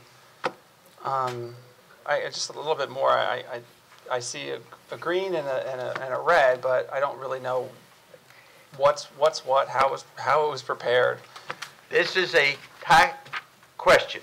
Is this a true copy, minus the coloring, of tax map from the Township of Howell, sheet 8.14? That is correct, sir. Okay. And did you check who owned the various properties? They're all listed on the tax map. The name, the ownership are listed there. And lot 62 and 64 colored in salmon, or as Mr. Butler called it, red, is whose property? L&L. Okay. And the property, according to the official tax records, in green, is owned by whom? That's basically Girl Scout of Jersey Shore. And in fact, those names appear when the lots are large enough right on the tax map. That is correct. And how was the blue determined? That is physically shown on the plan as a lake. When you say on the plan, you mean this sheet? not on this sheet. We took that out of Google Earth, transposed it onto the tax map sheet. Using your engineering knowledge. That is correct, sir. By the way, 6501, the white triangular between L&L and the green, who owns that? That's basically, one second, that is owned, no, Old Castle. Who is that? Old Castle. That Anchor Concrete. Anchor Concrete, right. Yeah. Right here, that almost triangular piece, white piece. What's the purpose of this? Who owns 66, by the way? Where is 66? I think that's New Jersey American Water Company, Mr. That, Chairman. that is the water. I don't live on Yellow Brook as you do, but. That is the I'm water guessing. plant with the elevated tank and a ground storage tank and water treatment tanks located on that property with a series of photovoltaic panels located along the, what do I say, southerly side. Okay, a question of mine would be, in the photographs, photograph 5? and Yes, sir. Photograph 6, also photograph 7, where would approximately, where were those taken? Right here. That's where those are? Yes, sir. And right where the little arrow is, that's the Yellow Brook coming down. So those picnic areas are right there? Yes, sir. And right Approximately here, how far from the Conrail are those at? basically it's contiguous to Conrail right away, right here. Okay. And it's right in that upper corner, so Yes, sir. the L&L property is visible from this? It is, but as I explained to you, it's heavily wooded along railroad tracks, which is not being maintained. You cannot see through. Okay. And that is approximately 150, 200 feet from the right-of-way? 150, 200 feet is that Yellow Brook, which is right here. These are 150. Now, my question is, how far are these from the right-of-way in L&L property? Oh, you mean say, the right-of-way is right here, right at the terminus of this No. little panhandle. Conrail. Right at this. Conrail. Conrail. Yeah. It's, at one point it's contiguous, touches common property line, and then gradually further moves away. Okay. Now, my question is, the campsites, Yes, sir. how far are they from the L&L property? Basically, they start off right here. I showed you the photographs. They start off all over here, archery range and everything else. Swimming pools are right here, the swimming pool, and right here with the canoe, and right here is where the equestrian activities take place. That's where stables are, and on and on. There are many amenities there. How far, again, is this campsite from the L&L property? 60 feet, right here, the right-of-way line. 60 feet. That is 60 feet. Conrail right-of-way is 60 foot wide. That is between them and I think, Girls Mr. Hussein, I think the chairman's pointing out there's a number of facilities that the Girl Scouts use on that 1,000 or however many acres. 145 acres. 145 acres. And if you know, you mentioned one that was very close. Right There's here is others the main that are office. further. Is the main office right here. How far away are the recreational activities from the nearest L&L site? I think that's your question, Mr. Chairman. Right here. No, not right here. I'm not asking Approximate how feet. far. Do you know how many feet it is? I did not have my measuring device, Okay, but I can that's all estimate you about have to 50 answer. to 60 feet away. That's all you have to answer. Thank you. From the railroad track, sir. From the railroad Right. not from L&L. No. All right, so Yeah. you're saying 50 and 60 is 110 feet from L&L property? More than likely, yes. Okay. But Yes. he didn't have his measuring. Yeah. Okay. Mr. Hussein, you heard Ms. Fagan testify about the location of D.W. Smith. You worked there until it moved in 2015? That is correct, for 9 years. And I did visit the plant that these guys bought the property from. I was there when they put it, they showed me how the concrete pipes were manufactured. When was that? That was back in 2011. The records put in by the applicant's environmentalist indicated the plant ceased operations December 31st, 2014. Is that consistent with what you observed? Pretty much, yes. Okay. Was at that time the anchor that's been mentioned by the chairman operating? Yes. They were Stabola operating? So, yes, they were operating. Was Eastern Concrete operating? Eastern Concrete was operating. Okay. And also, right here is a pellet. They manufacture pellets. They was there, and they're still there. I have nothing further, Mr. Chairman. Mr. Mallon? I don't, I see everything he did. I'm very familiar with the Girl Scout site. They've come before the township many times on many things. The water company's been before this board also for what they had to do. So I agree with what he's testified to. Okay. Charlie? What? Jennifer? Water quality. Oh, I'm sorry, I missed one very minor area and one total area, and I'll try to move through it quickly. There's no question, however far it is, at any point in the Girl Scout area, you could see 6 90-foot-high silos. Yes. Okay. There was something I asked you about your hydrology background and water quality. You were going to tell me something about the board, Yes. something about that.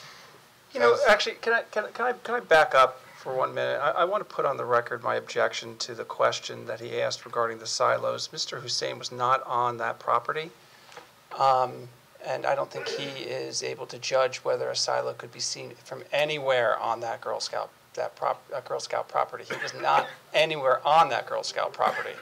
I think it's inappropriate for him to make that statement. I think it's a lay answer that the board can give it what weight it will, taking into account their knowledge of the foliage, their knowledge of the distance, their knowledge of something 90 feet high. And once again, objection noted. he's not an expert in that. He hasn't been on the Girl Scout property. It's noted. So one of the things that I wanted to point out is this yellow brook that comes down through the lake and then through out and goes underneath Farmingdale, Delphia Road. That is all stocked with trout. NJDEP, Fish and Wildlife, people come and stock it. And it is my understanding that the Girl Scout fish in that area. Okay, but where do they stock it at?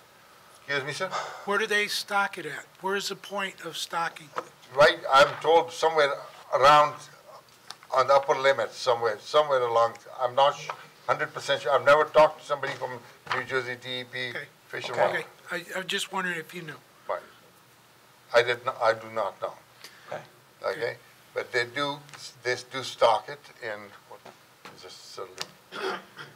Once again, I'm gonna object to that whole line of questioning or that answer being in. So, Mr. Hussein is here for certain expertise. He just said, I heard from someone that they stock this Yellow Brook somewhere along the Yellow Brook. He didn't say. well, I know they do. Me personally, I know they do. But, you know, the thing, my question to you, after reviewing the site plan and the water runoff, how much of this water runoff is going to be contributed to the Yellow Brook? Just what's existing now? Is that assumed to say? I am glad that you asked that question, and it was my oversight not to discuss or mention that. That particular site, L&L site, is at higher elevation than the rest of the Girl Scout property. That's not my question. My question is, how much runoff is going to be contributed to the Yellow Brook area, that section? You said you got to keep them separate. Right. How much in the calculations is coming off of that site? Is it what exists now? Or are they gonna, by putting an asphalt plant, are they gonna increase that? Interesting question. As a matter of fact, not a drop of water leaves that property from that corner onto adjacent properties. And it will continue to do the same way I had explained to you earlier on. Okay. As a hole in the ground. At that corner of the property is a hole in the ground which is 10 to 15 feet deep. Right. And the water just sits there. It's right now sitting there. I understand. Right. Okay, thank you. Thank you. Any questions from the board? Okay, professionals? Okay, Just give me a minute, please. yes, sir.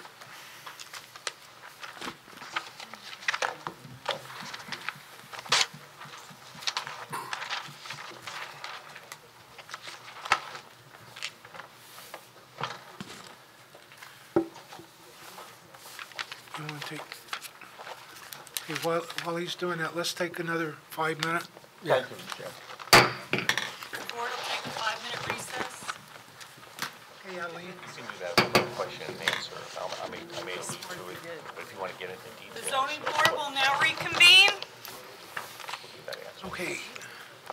Mr. Doyle? Witness be sworn? Yes. Sir, would you please stand? Raise your right hand, swear the testimony you give this evening, you give the truth, the whole truth, nothing but the truth. Yes, I do. And may we have your name and spell your last name, please? Yes, my name is Joseph Steiger, Staigar. You have to hold that right up to your mouth. Okay. It should be on. Witness is sworn. Thank you. Mr. Steiger, what is your occupation? I'm a principal of Dynamic Traffic, and we are traffic engineers. We have an office in Lake Como, New Jersey, and Chester, New Jersey. I have a Bachelor of Science, Master of Science degree in Civil Engineering, NJIT I graduated from. I've also been an adjunct professor of traffic engineering courses at New Jersey Institute of Technology. I have a professional engineer's license in the state of New Jersey, New York, Pennsylvania, also professional planner's license in the state of New Jersey. I'll be here testifying as a traffic engineer. Okay. It's been a number of years since I've been in Howell Township, but I've had testified throughout Monmouth County, throughout the state of New Jersey, and I have to say over 1,000 occasions. Okay. Mr. Butler? I have no objection to Mr. Steiger. I've worked with him in the past. Okay, we accept your credentials. Thank you. Mr. Steiger, to be prepared for this evening, please tell us what you did. Well, I went to the site, the intersections that surround the site itself, read the transcripts of the previous hearings. I took to review the site plans and as well as other documents that were part of the application, particularly the Dolan and Dean traffic reports. Are you aware of any counts that have been done?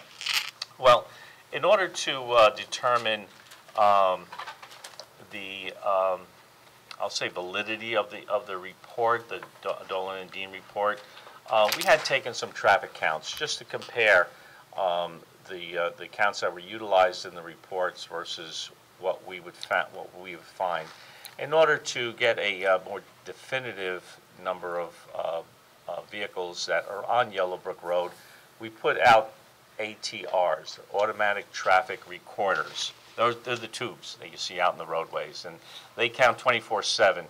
And we took those counts the week of the 23rd of March, and then compared them to the traffic counts in the Dolan and Dean report. There were some discrepancies in the traffic volumes. I must note that Mr. Dean's traffic report was taken August. School, when schools are out, he did go back out there in a June count and found that there was a level of consistency. However, our counts show that that they were about 30% less on Yellowbrook Road. Not talking about a lot of traffic, but during the morning peak hour, whereas Mr. Dean's report had 107 2-8 traffic volumes on Yellowbrook Road, we found 140. whereas 175 in the PM peak hour, we found that there was 230. And that's taking the week's count, the weekday volumes, and then averaging them out, not taking the maximum or the minimum, but an average. So I think we have a pretty good spread of data that represents what's happening there. Where were your lines laid? Right just to the north of Cranberry Road, on Yellowbrook to the north of Cranberry Road. Okay. Is that the only one? Yes. You didn't have any on Yellowbrook Road? No, on Yellowbrook Road, north of Cranberry Road. Okay. How many did you have there? Two Okay. tubes, because one gets northbound, one gets a southbound. And what we did, Mr. Chairman, if I may, we also did classification counts, classifying how many passenger cars, trucks, and so forth. So we got a breakdown. The tubes can measure the axles, the way that the axles hit the tubes themselves. They determine the number of axles. The tubes can tell whether it's a truck based on that method. My question is, there was two set north of Cranberry Road, correct? Two separate strips. Two separate tubes counting essentially the same volume, but differentiating between northbound and southbound. Okay. There was another one set at Eugene Solomon's, correct? I don't know. We set them up just to the north of Cranberry Road. I don't know where Eugene Solomon's place is. That's up by the water company, up top Okay. of the hill. Was there one set on Cranberry Road? No, You sure? we did not set it up. Mr. No. Chairman, I'm aware that you live on Yellowbrook Road outside the 200 feet, and I'm guessing you saw them. That's why I'm asking. Okay. Did you set up any others? No, we just set up one set of tubes a few hundred feet north of Cranberry Road. Okay, so nothing else. No. We wanted to get the volumes of Cranberry Road, again, just to make that comparison of what was utilized in the analysis to what we found. Okay, now you did set one on Cranberry Road or no? No. No. Mr. Okay, Chairman, I'm just confused. That was They- a statement. You think They he were has- there. Maybe I said Cranberry Road. North of Cranberry Road, Okay, on Yellowbrook On Yellowbrook North. Road, okay. Mr. Chairman, I went up and down that road last week, and I saw one double set, and then further up, another double set. So I saw two sets of readers. There was three. Three Up at total? Eugene Solomon's. there Well, I was didn't another probably set. go that far. I went to the And then kennel there was there. a set right off on Cranberry Road. I only remember I don't, seeing two. he's saying that it wasn't And there, you're saying so you only set up one. I don't know. Well, I know we got one set of counts. Sometimes we duplicate in case the tubes break. It could have been that our counter was cautious and put up two sets, but they would have been very near one another. We wouldn't set one up here. 500 feet apart, maybe. Something like 500 feet apart. Yeah. I There was would two, doubt. two lines. Yeah. Then when I rode over those, I went a little further down, there was two more. The ones that you knew about and you believe that you set and the board acknowledges, and putting aside the others that you didn't set and the board said they found, your numbers were what you've just testified to? Correct, yes. Excuse me. Yes. How are those things calibrated and who's certified as the calibration on them? Who's certified? There is no certification, calibration. So are those numbers, or there's no certified calibration on them, they're all the same? Well, Like on a radar gun, it has to be certified by the police department so often, and you just say, well, this is it? I mean, you may have been out of calibration for 2 years, and you wouldn't know that? Well, we do Mr. test Moretti, them. just make sure you're talking to your microphone. Oh, I'm sorry.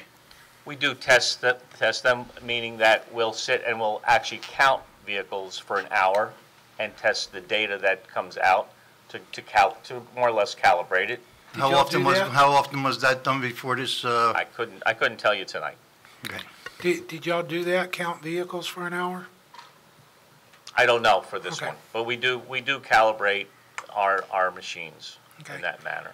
My To test next question, did you do any traffic counts at Yellowbrook in 33? No. Did you do any traffic counts at Adelphia Road in 33? No, Cranberry Road and Colts Neck Road? no. Okay.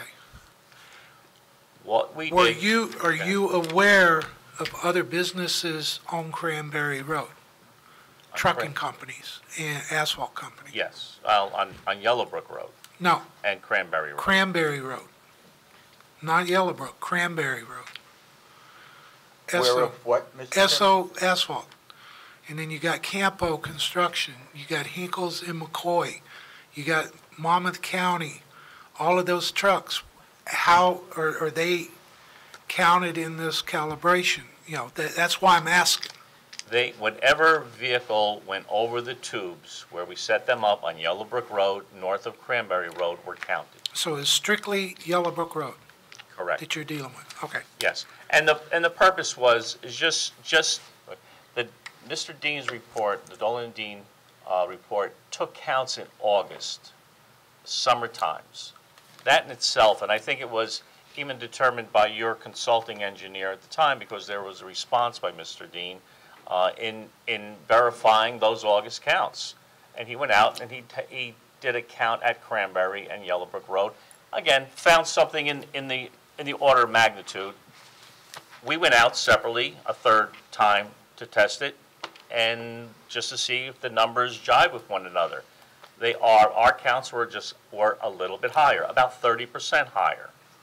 And that could be the difference between summer and non-summer counts. Okay. It all kind of makes sense to us, and there was nothing that was far out in left field anywhere.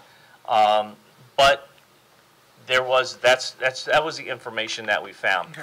The other reason why we went out also was to determine the amount of truck traffic on Yellowbrook Road.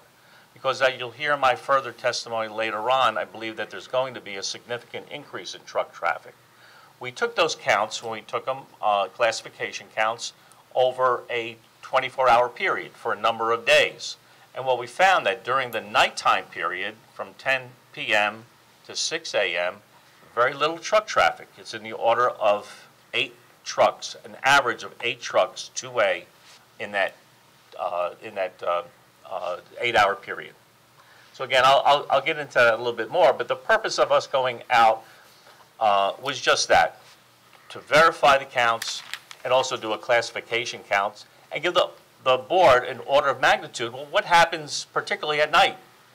Because truck traffic does generate noise. It does generate potential nuisances, and we wanted to see what was going on in the night hours as well. And you were aware that the board had made that very point at the last meeting when we had the noise expert here? That's what I understood. I was not here for that hearing, but yes. Okay.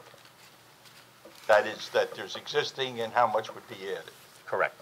And you meant to measure that? Yeah, we measure the existing, and then as I will testify, what the potential I'll try not increase. to interrupt you with too many questions. That's so quite all right. So that was the first level of Hey, have these reports been submitted to our traffic engineer? No. Do you have, can we? I don't know. There wasn't a formal report done as such, Mr. Chairman. Okay. If there's, I'm going to request that yeah. if you're putting testimony on, our traffic engineer needs to verify it. The applicant probably wants the opportunity also. Because we did have a traffic engineer, review everything from CME. correct. No, from No, T&M. T&M, I'm sorry. And you beat me It's to the- usually CME is used to do it, but they don't do it anymore. Right. Mr. Watson. But, Yeah. no, T&M's traffic did the traffic. And I would really want our traffic engineers to review any report or based on the testimony that's being put on. Yeah, I have the Yeah. traffic data I'd be happy to provide. Well, Your even the consultant. report, I would like to know what you come up with as far as level of services. Okay.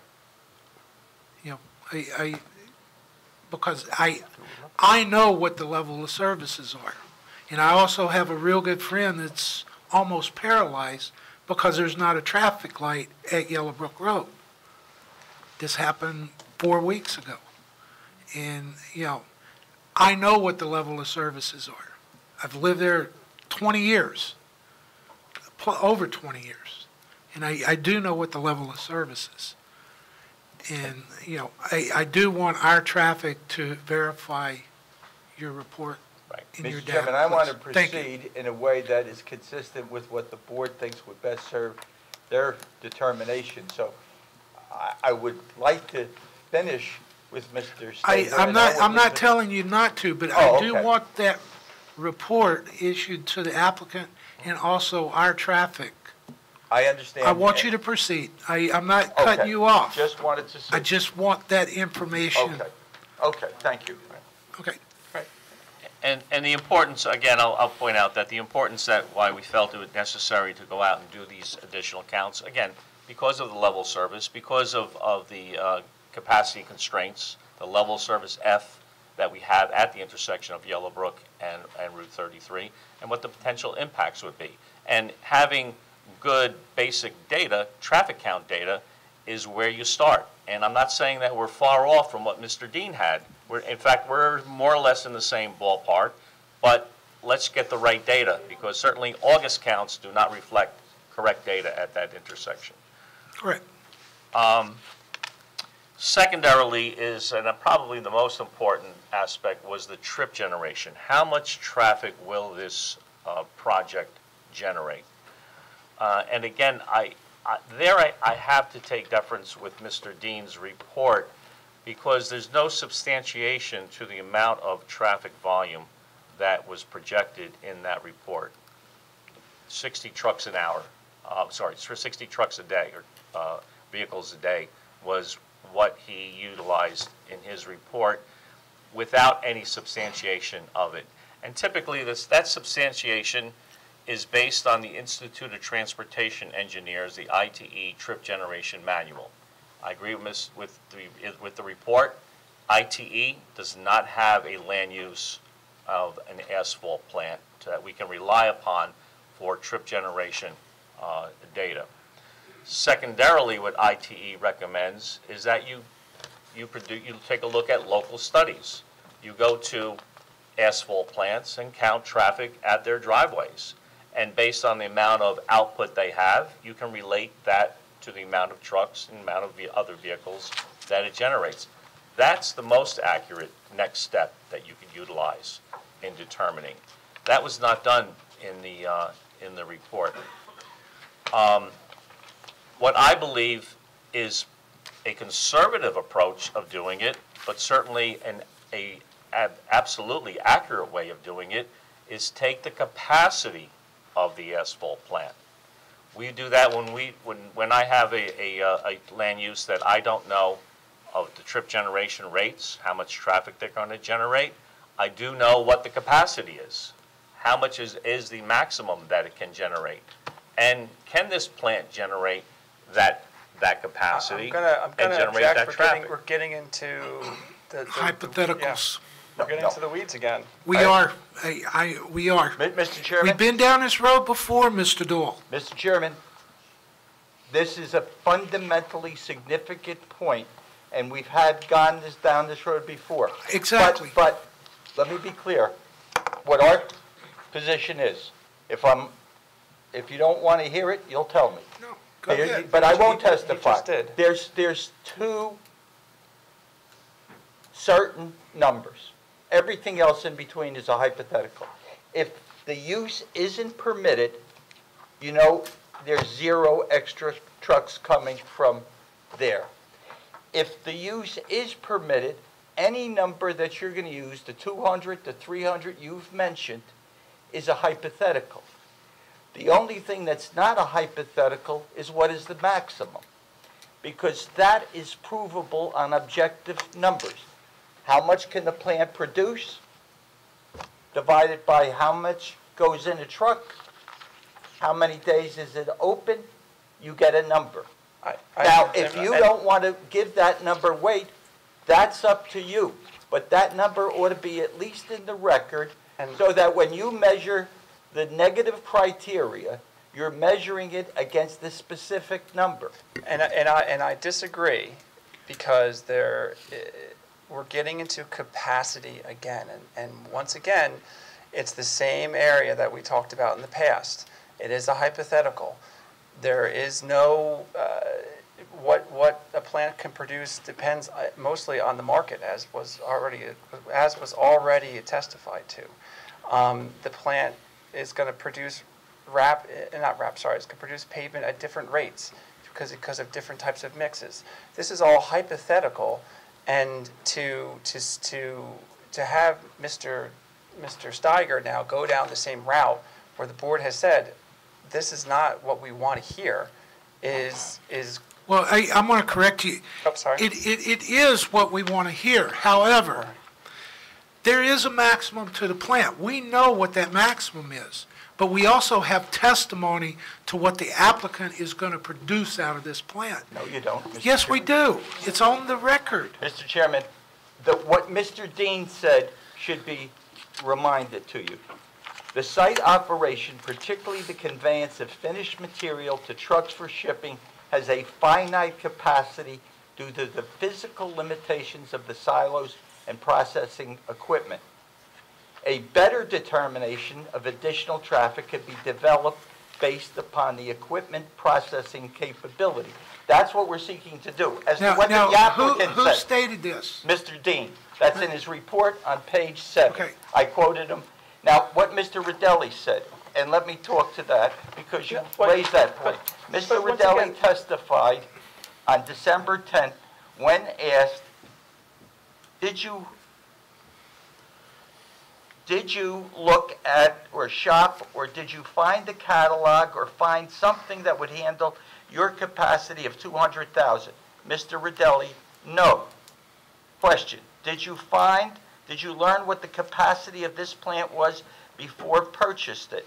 Yes. This is the one that you're planning to purchase? Yes.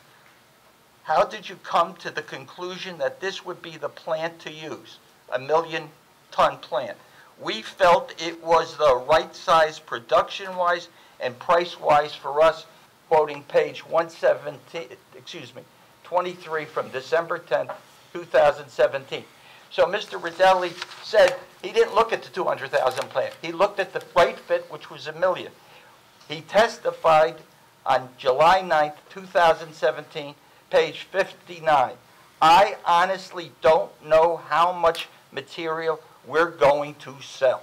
So when he tells you he didn't buy the 200,000 plant, he wants to make money. He bought the plant that will fit him. That's really $1.4 million. We're going to use $1 million as a number. And he says, that's the right fit because I don't know how much I'm going to sell.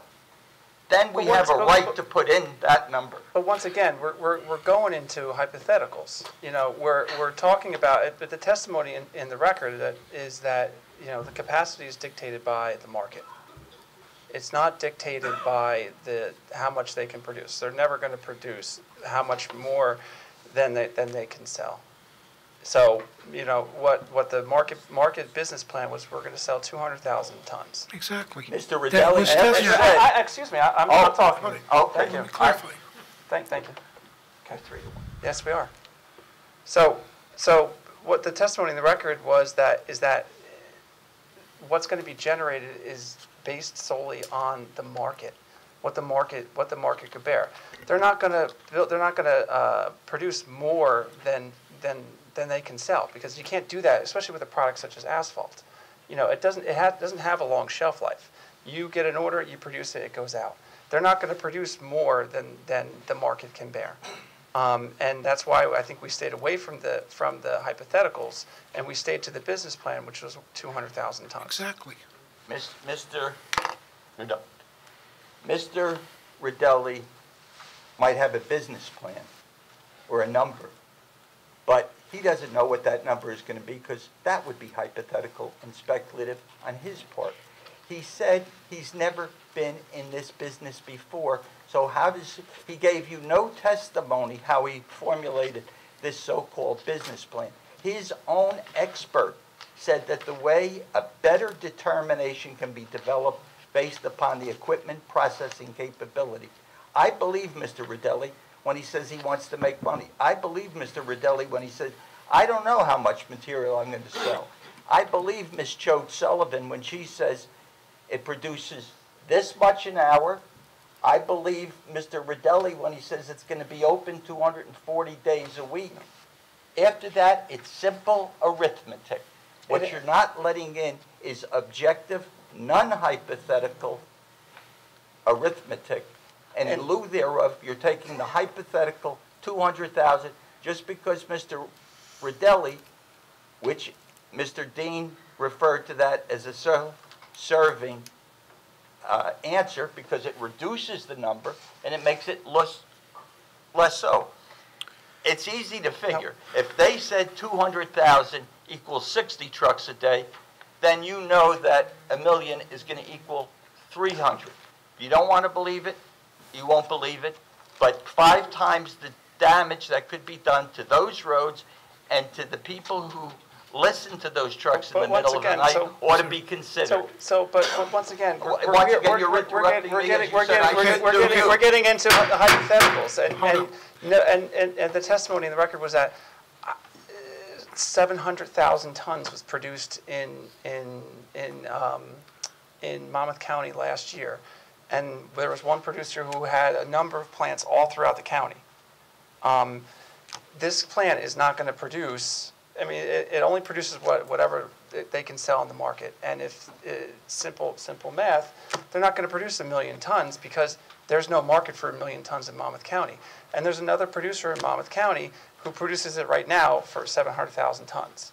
So for Mr. Doyle to throw around 1 million tons, 1,000,002 tons, that's just not realistic. So what we tried to do is present you with a realistic way of how this is going to operate. That's how we got to the business plan of 200,000 tons. Once again, the market is going to dictate how much asphalt is produced from this plant. Mr. Chairman, Yes. may I suggest the on. following? I'm sorry. I'm sorry, I didn't notice. Nope. May I suggest the following? I mean, we've now spent 15 minutes on talking about a hypothetical. The plant has not been built. We have Mr. Rodelli's testimony. We have Mr. Dean's testimony. One thing I will agree with Mr. Doyle was that, look, if he wants to present a hypothetical on a conservative analysis by coming up with a number far in excess of what has already been put on the record, let him make the testimony. Let him put it on the record. Let's move forward. And it can be cross-examined by the applicant's attorney. But clearly, it's a hypothetical, and it does not bear, in my opinion, any relation whatsoever to testimony that's been borne out in prior hearings. Okay. But I think for the purposes of moving forward, let him make his analysis, let him make his assessment, and let him put his professional opinion on the record. Okay. It can be handled later on by way of cross-examination, or else we'll never finish this line of questioning. Okay. So I recommend we move forward. Let him talk about it strictly as a hypothetical. Okay, His findings. thank you. With that in mind, what are your findings? Well, one thing I think we all can agree on is that there was testimony by Mr. Rodelli that the production capacity was 400 tons per hour. And that relates over a 12-hour day. Let's say we have a full day. That relates to 4,800 tons per day. If you take that 240 days out of the year, that gets you at 1 million. And I would tend to agree we may not ever reach, this plant may never reach 1 million. But the testimony from the applicant is I'm going to do 400 tons an hour. And when and there may very well and most probably will be large jobs. There may be 2 a year, there may be 5 a year, there may be 10 or 20 a year, but they're not going to be 240 days out of the year that he's going to be pumping out 400 tons an hour. But let's take the worst case scenario of what the peak hour and the peak day can be based on that volume. And that's what I'm trying to do. I'm not saying that we're going to do, that the plant's going to do 1 million guaranteed. It's going to do 1 million, but it's going to do that type of volume several times a year when he gets those big contracts. If I utilize that number, 400 tons a day, and he runs a full day, he'll be generating in the order of about 360 trucks in and 360 trucks out, because that's 5 to 6 times the volume that the 200,000 per year number that the 60 trucks was based on. Now, question, that 320, what time period is that? 24 hours? The 360 would be over a 12-hour period if he doesn't run at night.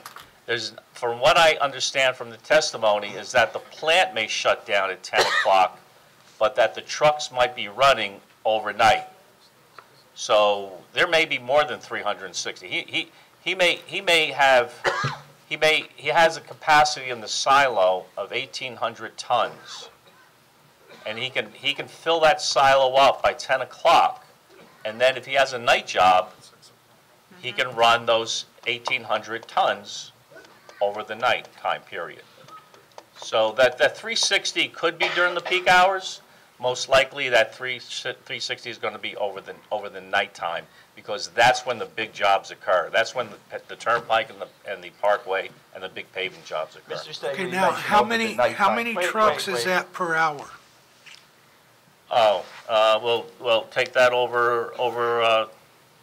Let's say the roads are shut down from 9 o'clock till 6 o'clock in the morning. He's running that 300. He could be running 90 trucks in, 90 trucks out during the nighttime period.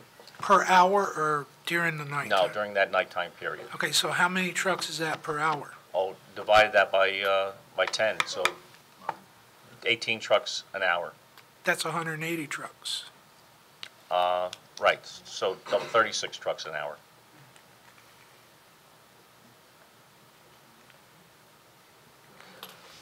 You mentioned, and the chairman just asked you about the nighttime.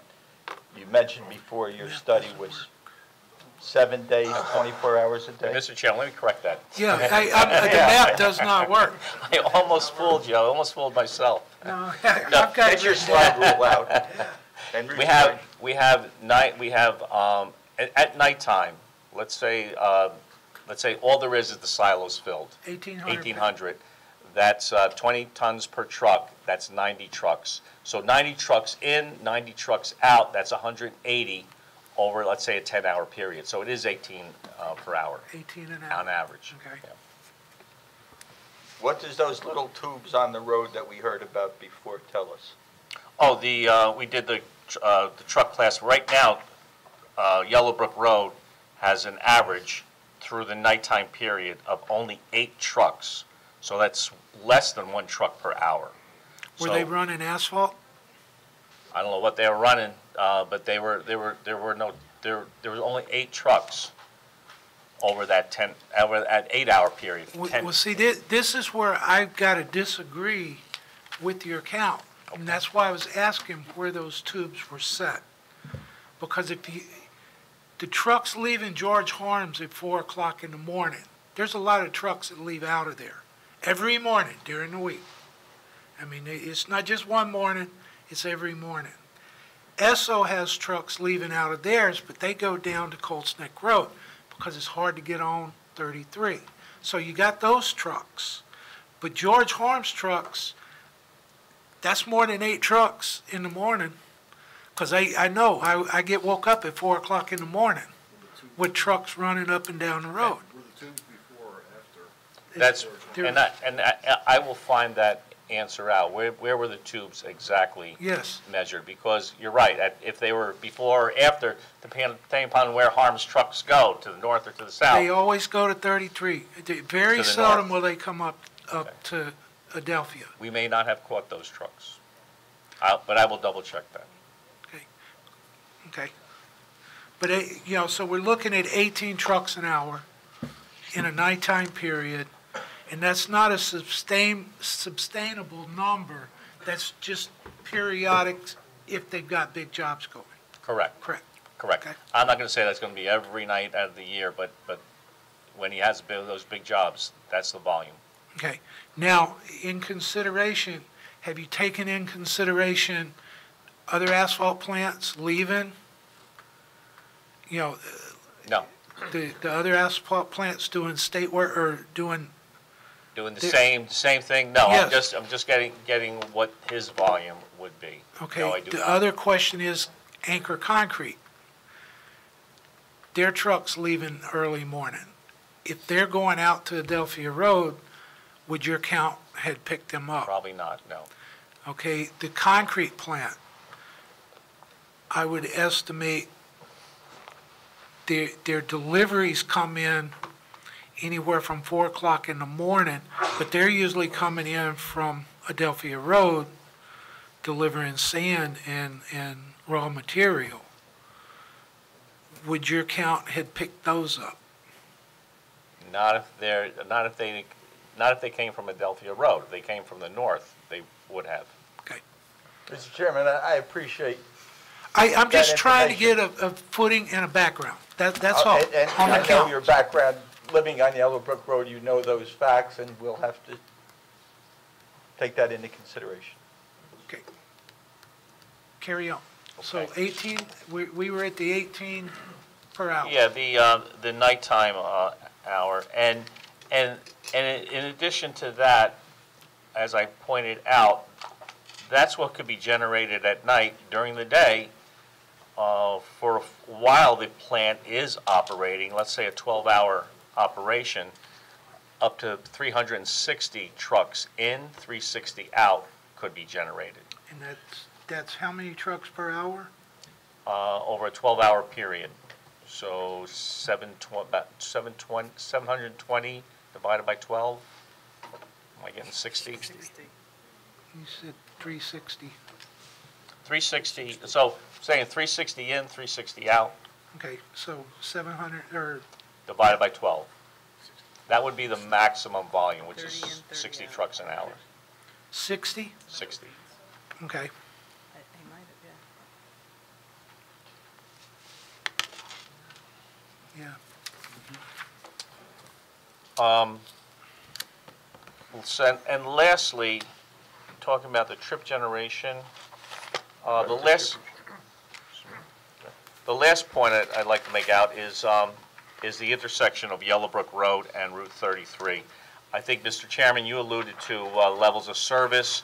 I ran the levels of service based on Mr. Dean's numbers, as well as my own numbers, which were a little bit higher. But we're definitely getting level of service F. They're reported in his report, level of service F. When I did calculate them, we're in the hundreds of seconds of delay. So we don't have an F plus, we're in that F minus range as well. One important aspect, and I probably need to show this diagram. I have a memory. Can I Give it to Mr. Howard, please.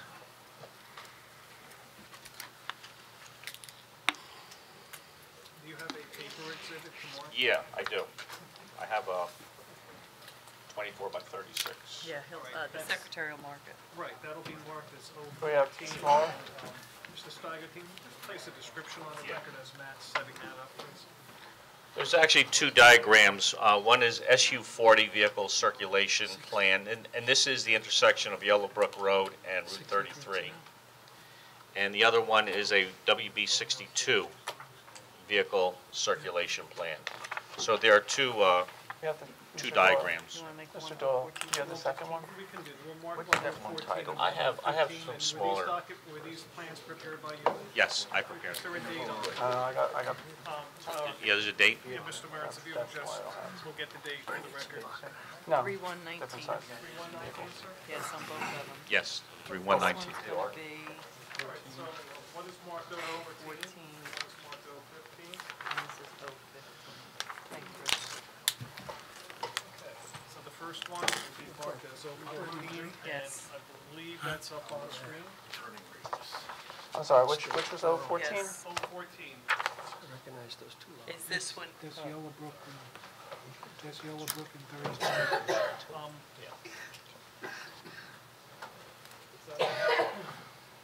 SU-40 vehicle circulation plan? It's 14? That's 014. 014? And the WB-62 vehicle circulation plan is 015. 015? And they're both dated March 1st, 2019. Thank you. You're welcome. SU40. SU40. Don't object to that, because that's existing. No, I didn't say That's what that. happens.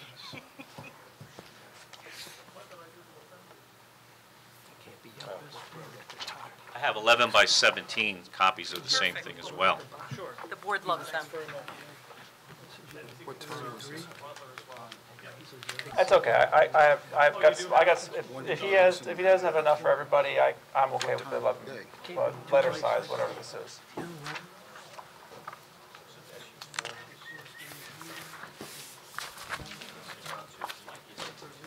I'll double check it, thank you.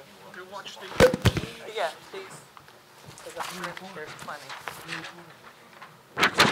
Thank you.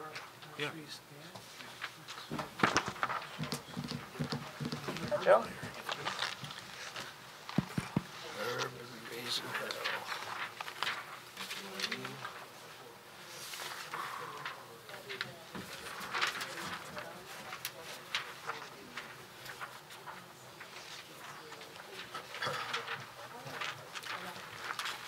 I think something's wrong with this myself.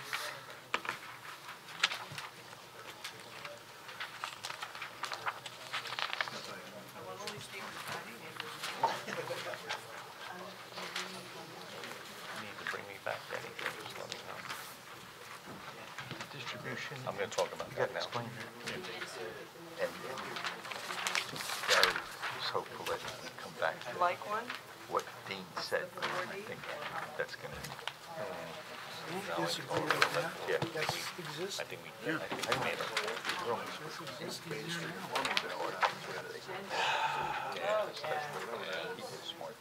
Yeah. Yeah, two, one's a tractor trailer, one's a straight job.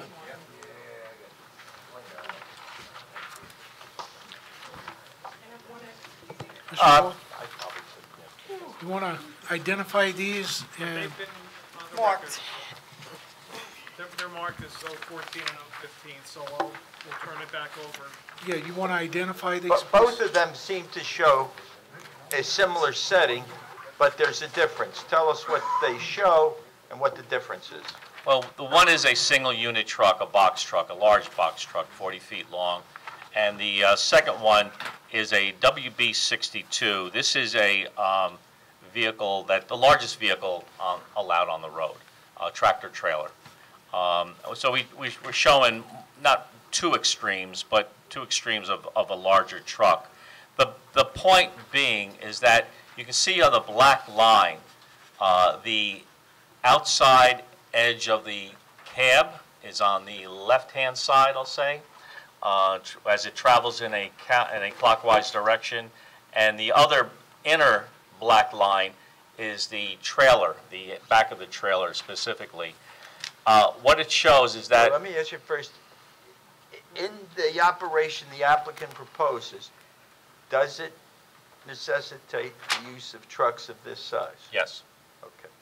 That said, then go back to what the inside and the outline. Yeah, well, the importance there is that the constraint, you have two two-lane roadways that intersect at a T intersection. The other constraint that you have on the inner radius of the intersection of Yellowbrook Road and Route 33 is a utility pole that disallows a truck to go outside of the radius itself. So what that truck has to do, as depicted in the WB62, you have to travel into the opposing lane of traffic in order to make a right-hand turn. The single unit truck, the SU40, has a similar pattern, not as drastic as the 62, but it also has to travel in the opposing lane of Yellowbrook Road, right at the intersection, and then the opposing lane of Route 33. This site, the implementation of this asphalt plant will generate truck traffic at the intersection of Yellowbrook Road, will exacerbate that situation. The only point I'm making there is just that. We have a deficiency in the geometry of this intersection. It already experiences trucks of these sizes, but this use And particularly, I think the importance of that, a use variance is being requested, is going to generate truck traffic that will exacerbate this, what I would consider a somewhat unsafe condition when you have to bring your truck or vehicle into the opposing lane of a state highway. Truck drivers tend to be not apprentices at the job. They know what they're doing, they know how to do it, they know the locations, they regularly do it. They can't escape those lines because of No. givens?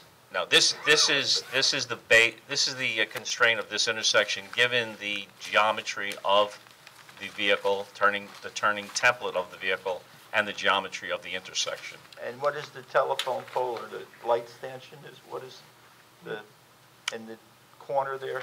Well, it's a physical barrier that disallows that truck to avoid going out into the opposing lane. Otherwise, you'll hit the pole. And as we see the wire arc, it takes you into the opposing lane on 33. Yeah, that's the point of these two diagrams, is that a truck of these sizes cannot, in my opinion, safely make that maneuver because it has to encroach into the opposing lane of traffic.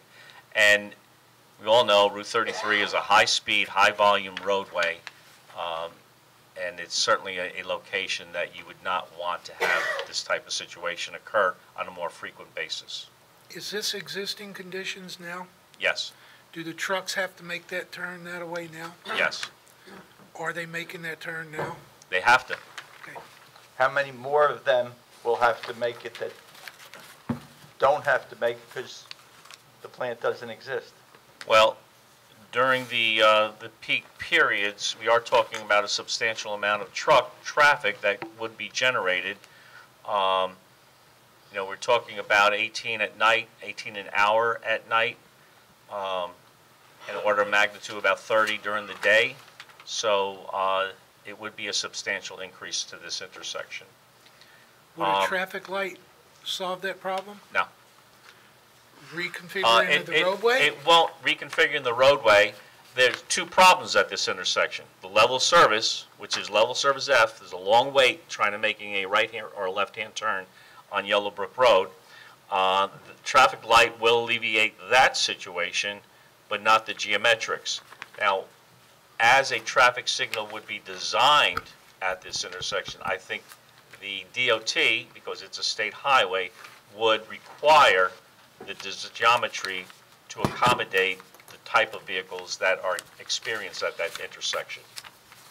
Every time I've designed a signal at an intersection, they've always had me to make sure that it can accommodate the vehicles that will utilize that intersection. So a traffic light application, in my opinion, will absolutely solve this situation. Along with geometric changes? Yeah, the geometric. Some condemnation on the... I don't know if any has to be done, but if it needs to be done, it can be done. It's something that the state typically does. So yes, it would fix the geometry. It would fix the level of service. We've heard comments from the applicant that he will tell the truck drivers where to go. Let me rephrase that. What? They'll tell him where to go. Which direction to take back to 33? Effective? I'm gonna object to that question. That's outside of the purview of a traffic engineer. I agree. Next question. Well, if I may, Mr. Chairman, No, he said next question. Okay. Next question. Sorry. If one were to go out of the L&L driveway, and have you taken a look at GPS and see where it directs you? Yes. Where does it direct you? Once again, I'm gonna object to this question. It's outside of the purview of a traffic engineer. I'm gonna let him answer this question. Thank you. Many times, we all know over the last decade at least, that GPS directions has become more and more a factor in driving. I've just done a recent accident analysis of a truck route and trucks hitting a low-lying bridge, and what the excuses, the reported excuses in the traffic reports itself, this is in Jamesburg, was I was following the GPS. I didn't know that the bridge was only 10 feet tall and my truck is 13 feet tall. I'm just following the GPS. So truck drivers do follow GPSs as opposed to listening to someone which way to go, which way not to go. The quickest route to Route 9 or to the intersection of 33 and 34 is Yellow Brick Road.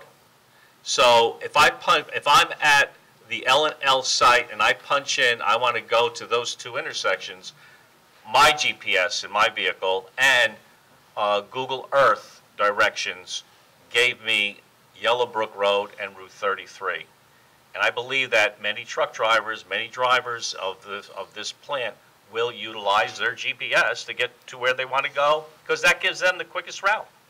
Any questions in your examination about distribution vis-a-vis Cranberry versus Yellowbrook, east, west, north, south? Well, going east, Cranberry Road, again, GPS told me to go to Yellowbrook to 33 because it calculates a faster route to get to the 34 intersection of 33. Same thing going to Route 9. So I think that's why I believe that trip distribution will be oriented to this intersection as one leaves or goes to the proposed site. I miss anything, or did you? Nope, I think that's it. Mr. Mallon. Mr. Steger, these diagrams are nice, except the 18 trucks, if they're going to run at night, are they going to be SU-40s or are they going to be WB-62? I don't know.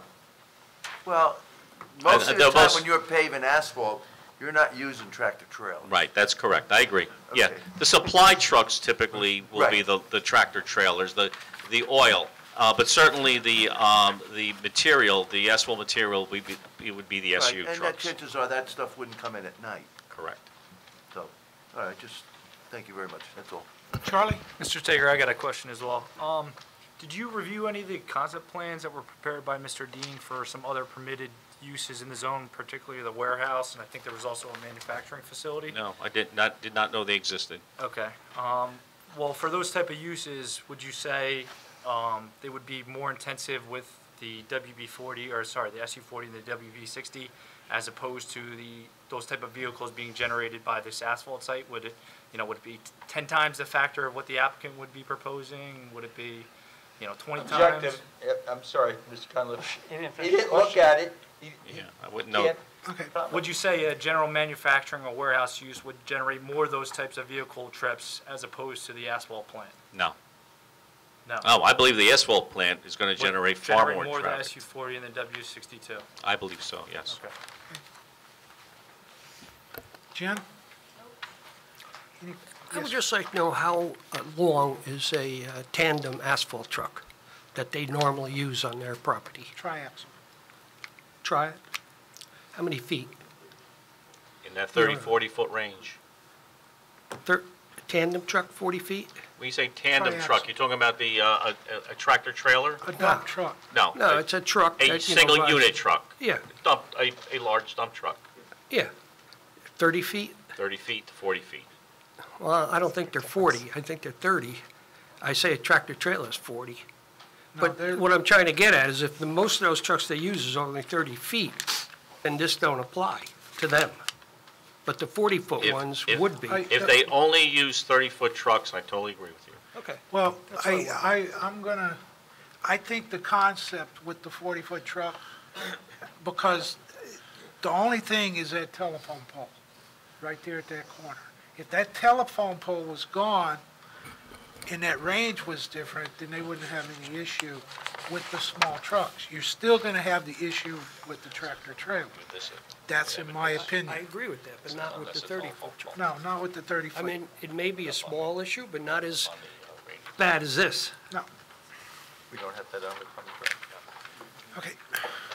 Mr. Dole? Mr. Chairman, I Yes, know the rules, and there's a picture that clarifies the point you just made that we don't have it on the thumb drive, and we don't have 11 of them, but it does reflect, for those board members who are not as familiar with the intersection perhaps as you are, how close the telephone pole is. Do you have to an the objection, intersection. Mr. Butler? I don't know, where did this picture come from? That's Yellowbrook Road. No, I don't know, I just don't know where it came from, that's what I'm asking. It's Google Earth Street View. You can see in the signs, the sign of Yellowbrook Road and Route 33. I'm trying to find it on this. Okay, I don't have an objection. Okay, thank you. If you don't mind, can we mark that as an exhibit? And I'll Just pass leave that it. down to the board? Yeah, sure. 16, Mr. Burns.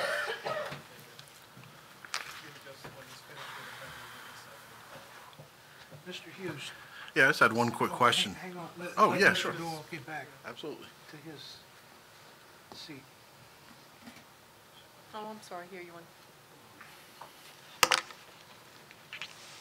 Does that work? Yeah, probably because it's a photo. What is this, 016?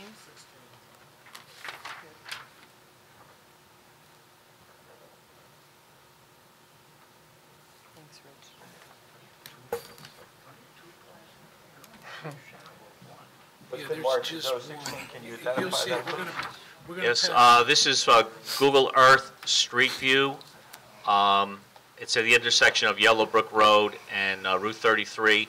I'll call it the southeast corner of the intersection. It depicts the telephone pole right on the curb radius, or the edge of pavement radius of the roadway.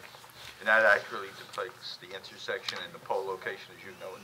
That I went out to, yes, to verify its actual location. Can we pass that down on the board?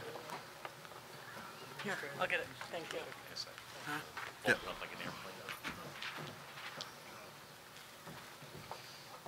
That I do need back.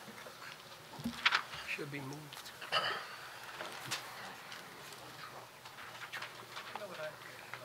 Oh, I can't tell you how many times they've hit it.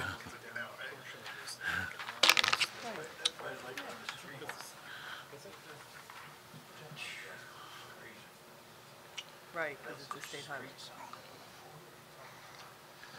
Stop sign. Mr. Chairman, Yes, sir. for the record, oh, maybe not. Okay. You okay? Okay.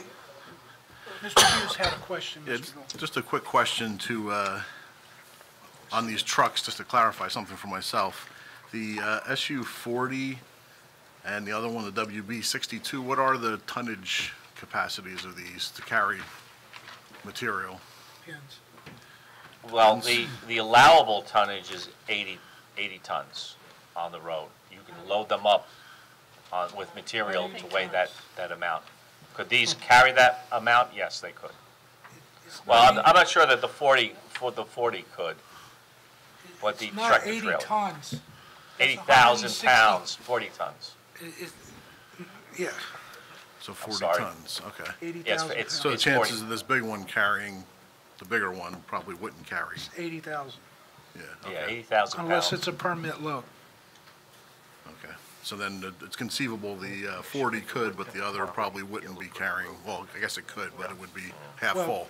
The 40, if it's a triaxle, it can carry up to 80,000 pounds. Oh, okay, If it's a tandem, I think it's 64,000 pounds. okay, thank you. A tractor trailer, up to 80,000 pounds, depending on if it's a permit load. Does that answer your question? Yes, it does, thank you. That would affect the number of trucks, Okay. wouldn't it? Any other questions on the board? Oh, I think he's looking for you. Mr. Doyle, I'm fine. where are we at now? We have our planner to testify on April the 15th. Mr. Doyle, the planner better be here, and we better be through, okay? he should have been here tonight, and, you waited till, what time was it, Ron? To find out that he wasn't going to be here? When I received Mr. Doyle's email earlier today.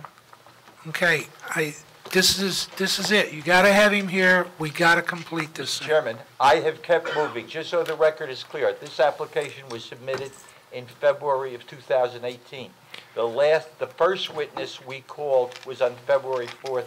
A year later, we're now less than 2 months, and we only have one witness to go. I understand that, April the 15th. Mr. Doyle. I said at the last meeting, we were coming in here at 6 o'clock, and we were going to stay till midnight. That right now, that's an hour and a half from now. And you asked me to try to finish, and I will tell you that I am not certain that Mr. Steck would have finished in an hour and a half. I don't care, but at least we would have been that far ahead. He will finish on April the 15th. Okay. And the question I would have, if I might, is if he uses less than the entire meeting, whatever time you choose to start, whatever time you choose to finish at, what would occupy the balance of the hearing time? Cross-examination. By Mr. Butler or the By public? Mr. Butler. Okay. And the public. Well, if we get that far. But, if we get that far, then yes. And Mr. Chairman. Of all the witnesses that have been presented by Mr. That's Doyle. correct. Mr. Chairman, it would be helpful and I think fair for us to understand what witnesses we should bring back so that everyone has to come back. I think you should bring everyone back, Mr. Doyle, because if you're first of all, I'm going to recommend to the chair that, understanding that Mr. Doyle would like to move this along as well, but not to rush him, let's start at 6 o'clock again. I know it's a hardship for the board, but I'll put that to your, to yourself, Mr. Chairman. Because I'll straw poll the if we're board getting, in just a minute. if we're getting close, and the last thing we want is to have a gap, I agree. to respect the, not only Mr. Butler, but the public as well. Let's use the time that would be allotted for Yes. that purpose. I had some witnesses here, like Mr. Thomas, just to identify maps. I had one witness here for much of what he was testifying to. You would not accept. That was Mr.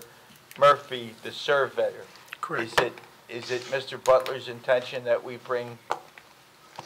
It's not just my intention. I think members of the public are also allowed to ask questions of anyone That's true. who was presented by That's true. Mr. Doyle. But I think there was, Mr. Murphy was allowed to put some testimony on. Yes, he was. I understand. Okay. Yeah, let's have all the witnesses here, I think except Mr. Thompson was. Mr. Thompson. He was finished. Yeah, he was been completed. I've scheduled Mr. Steck. I'll tell every one of the witnesses to be here. Thank you. I mean, Okay, Mr. Can I make a motion? no. Y'all want to 6 start at o'clock. 6? Is that okay? Okay. That's if Eileen makes the cake. I just said that to Ron, I have to make again? Depends on the tax man, too, the 15th. What? What date? 15th. Mr. O'Donnell will not be here on the 15th. Oh, He's excused. That's April 15th. Right.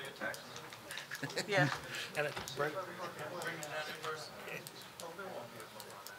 No, there won't be a vote that night, I don't think. Okay, then it'll just be under that, we will not vote the 15th, but we will try to conclude all the I testimony. only have one witness. The rest is cross-examination. I of know, public that's is what I'm saying. Then we got to go to public. Excuse me, the board is not done yet. If you want to hear when this case is carried to, you should please hang around. Thank you. That was my question. Okay, what date are we at? We're at April 15th. That is our next scheduled meeting. Okay, Is there another meeting that is scheduled for this hearing so as to tell people? The 29th.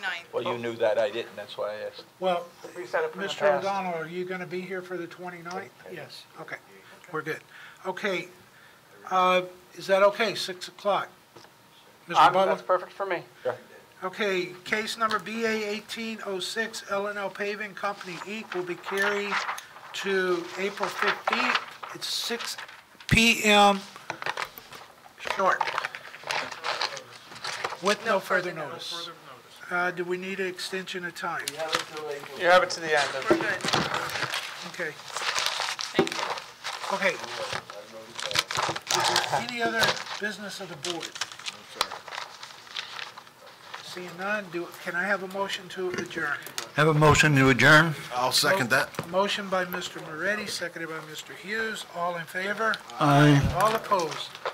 Zoning board adjourns at 10:20, or 10:40. Thank you very much. Thank you. Thank you, Mr. Doyle.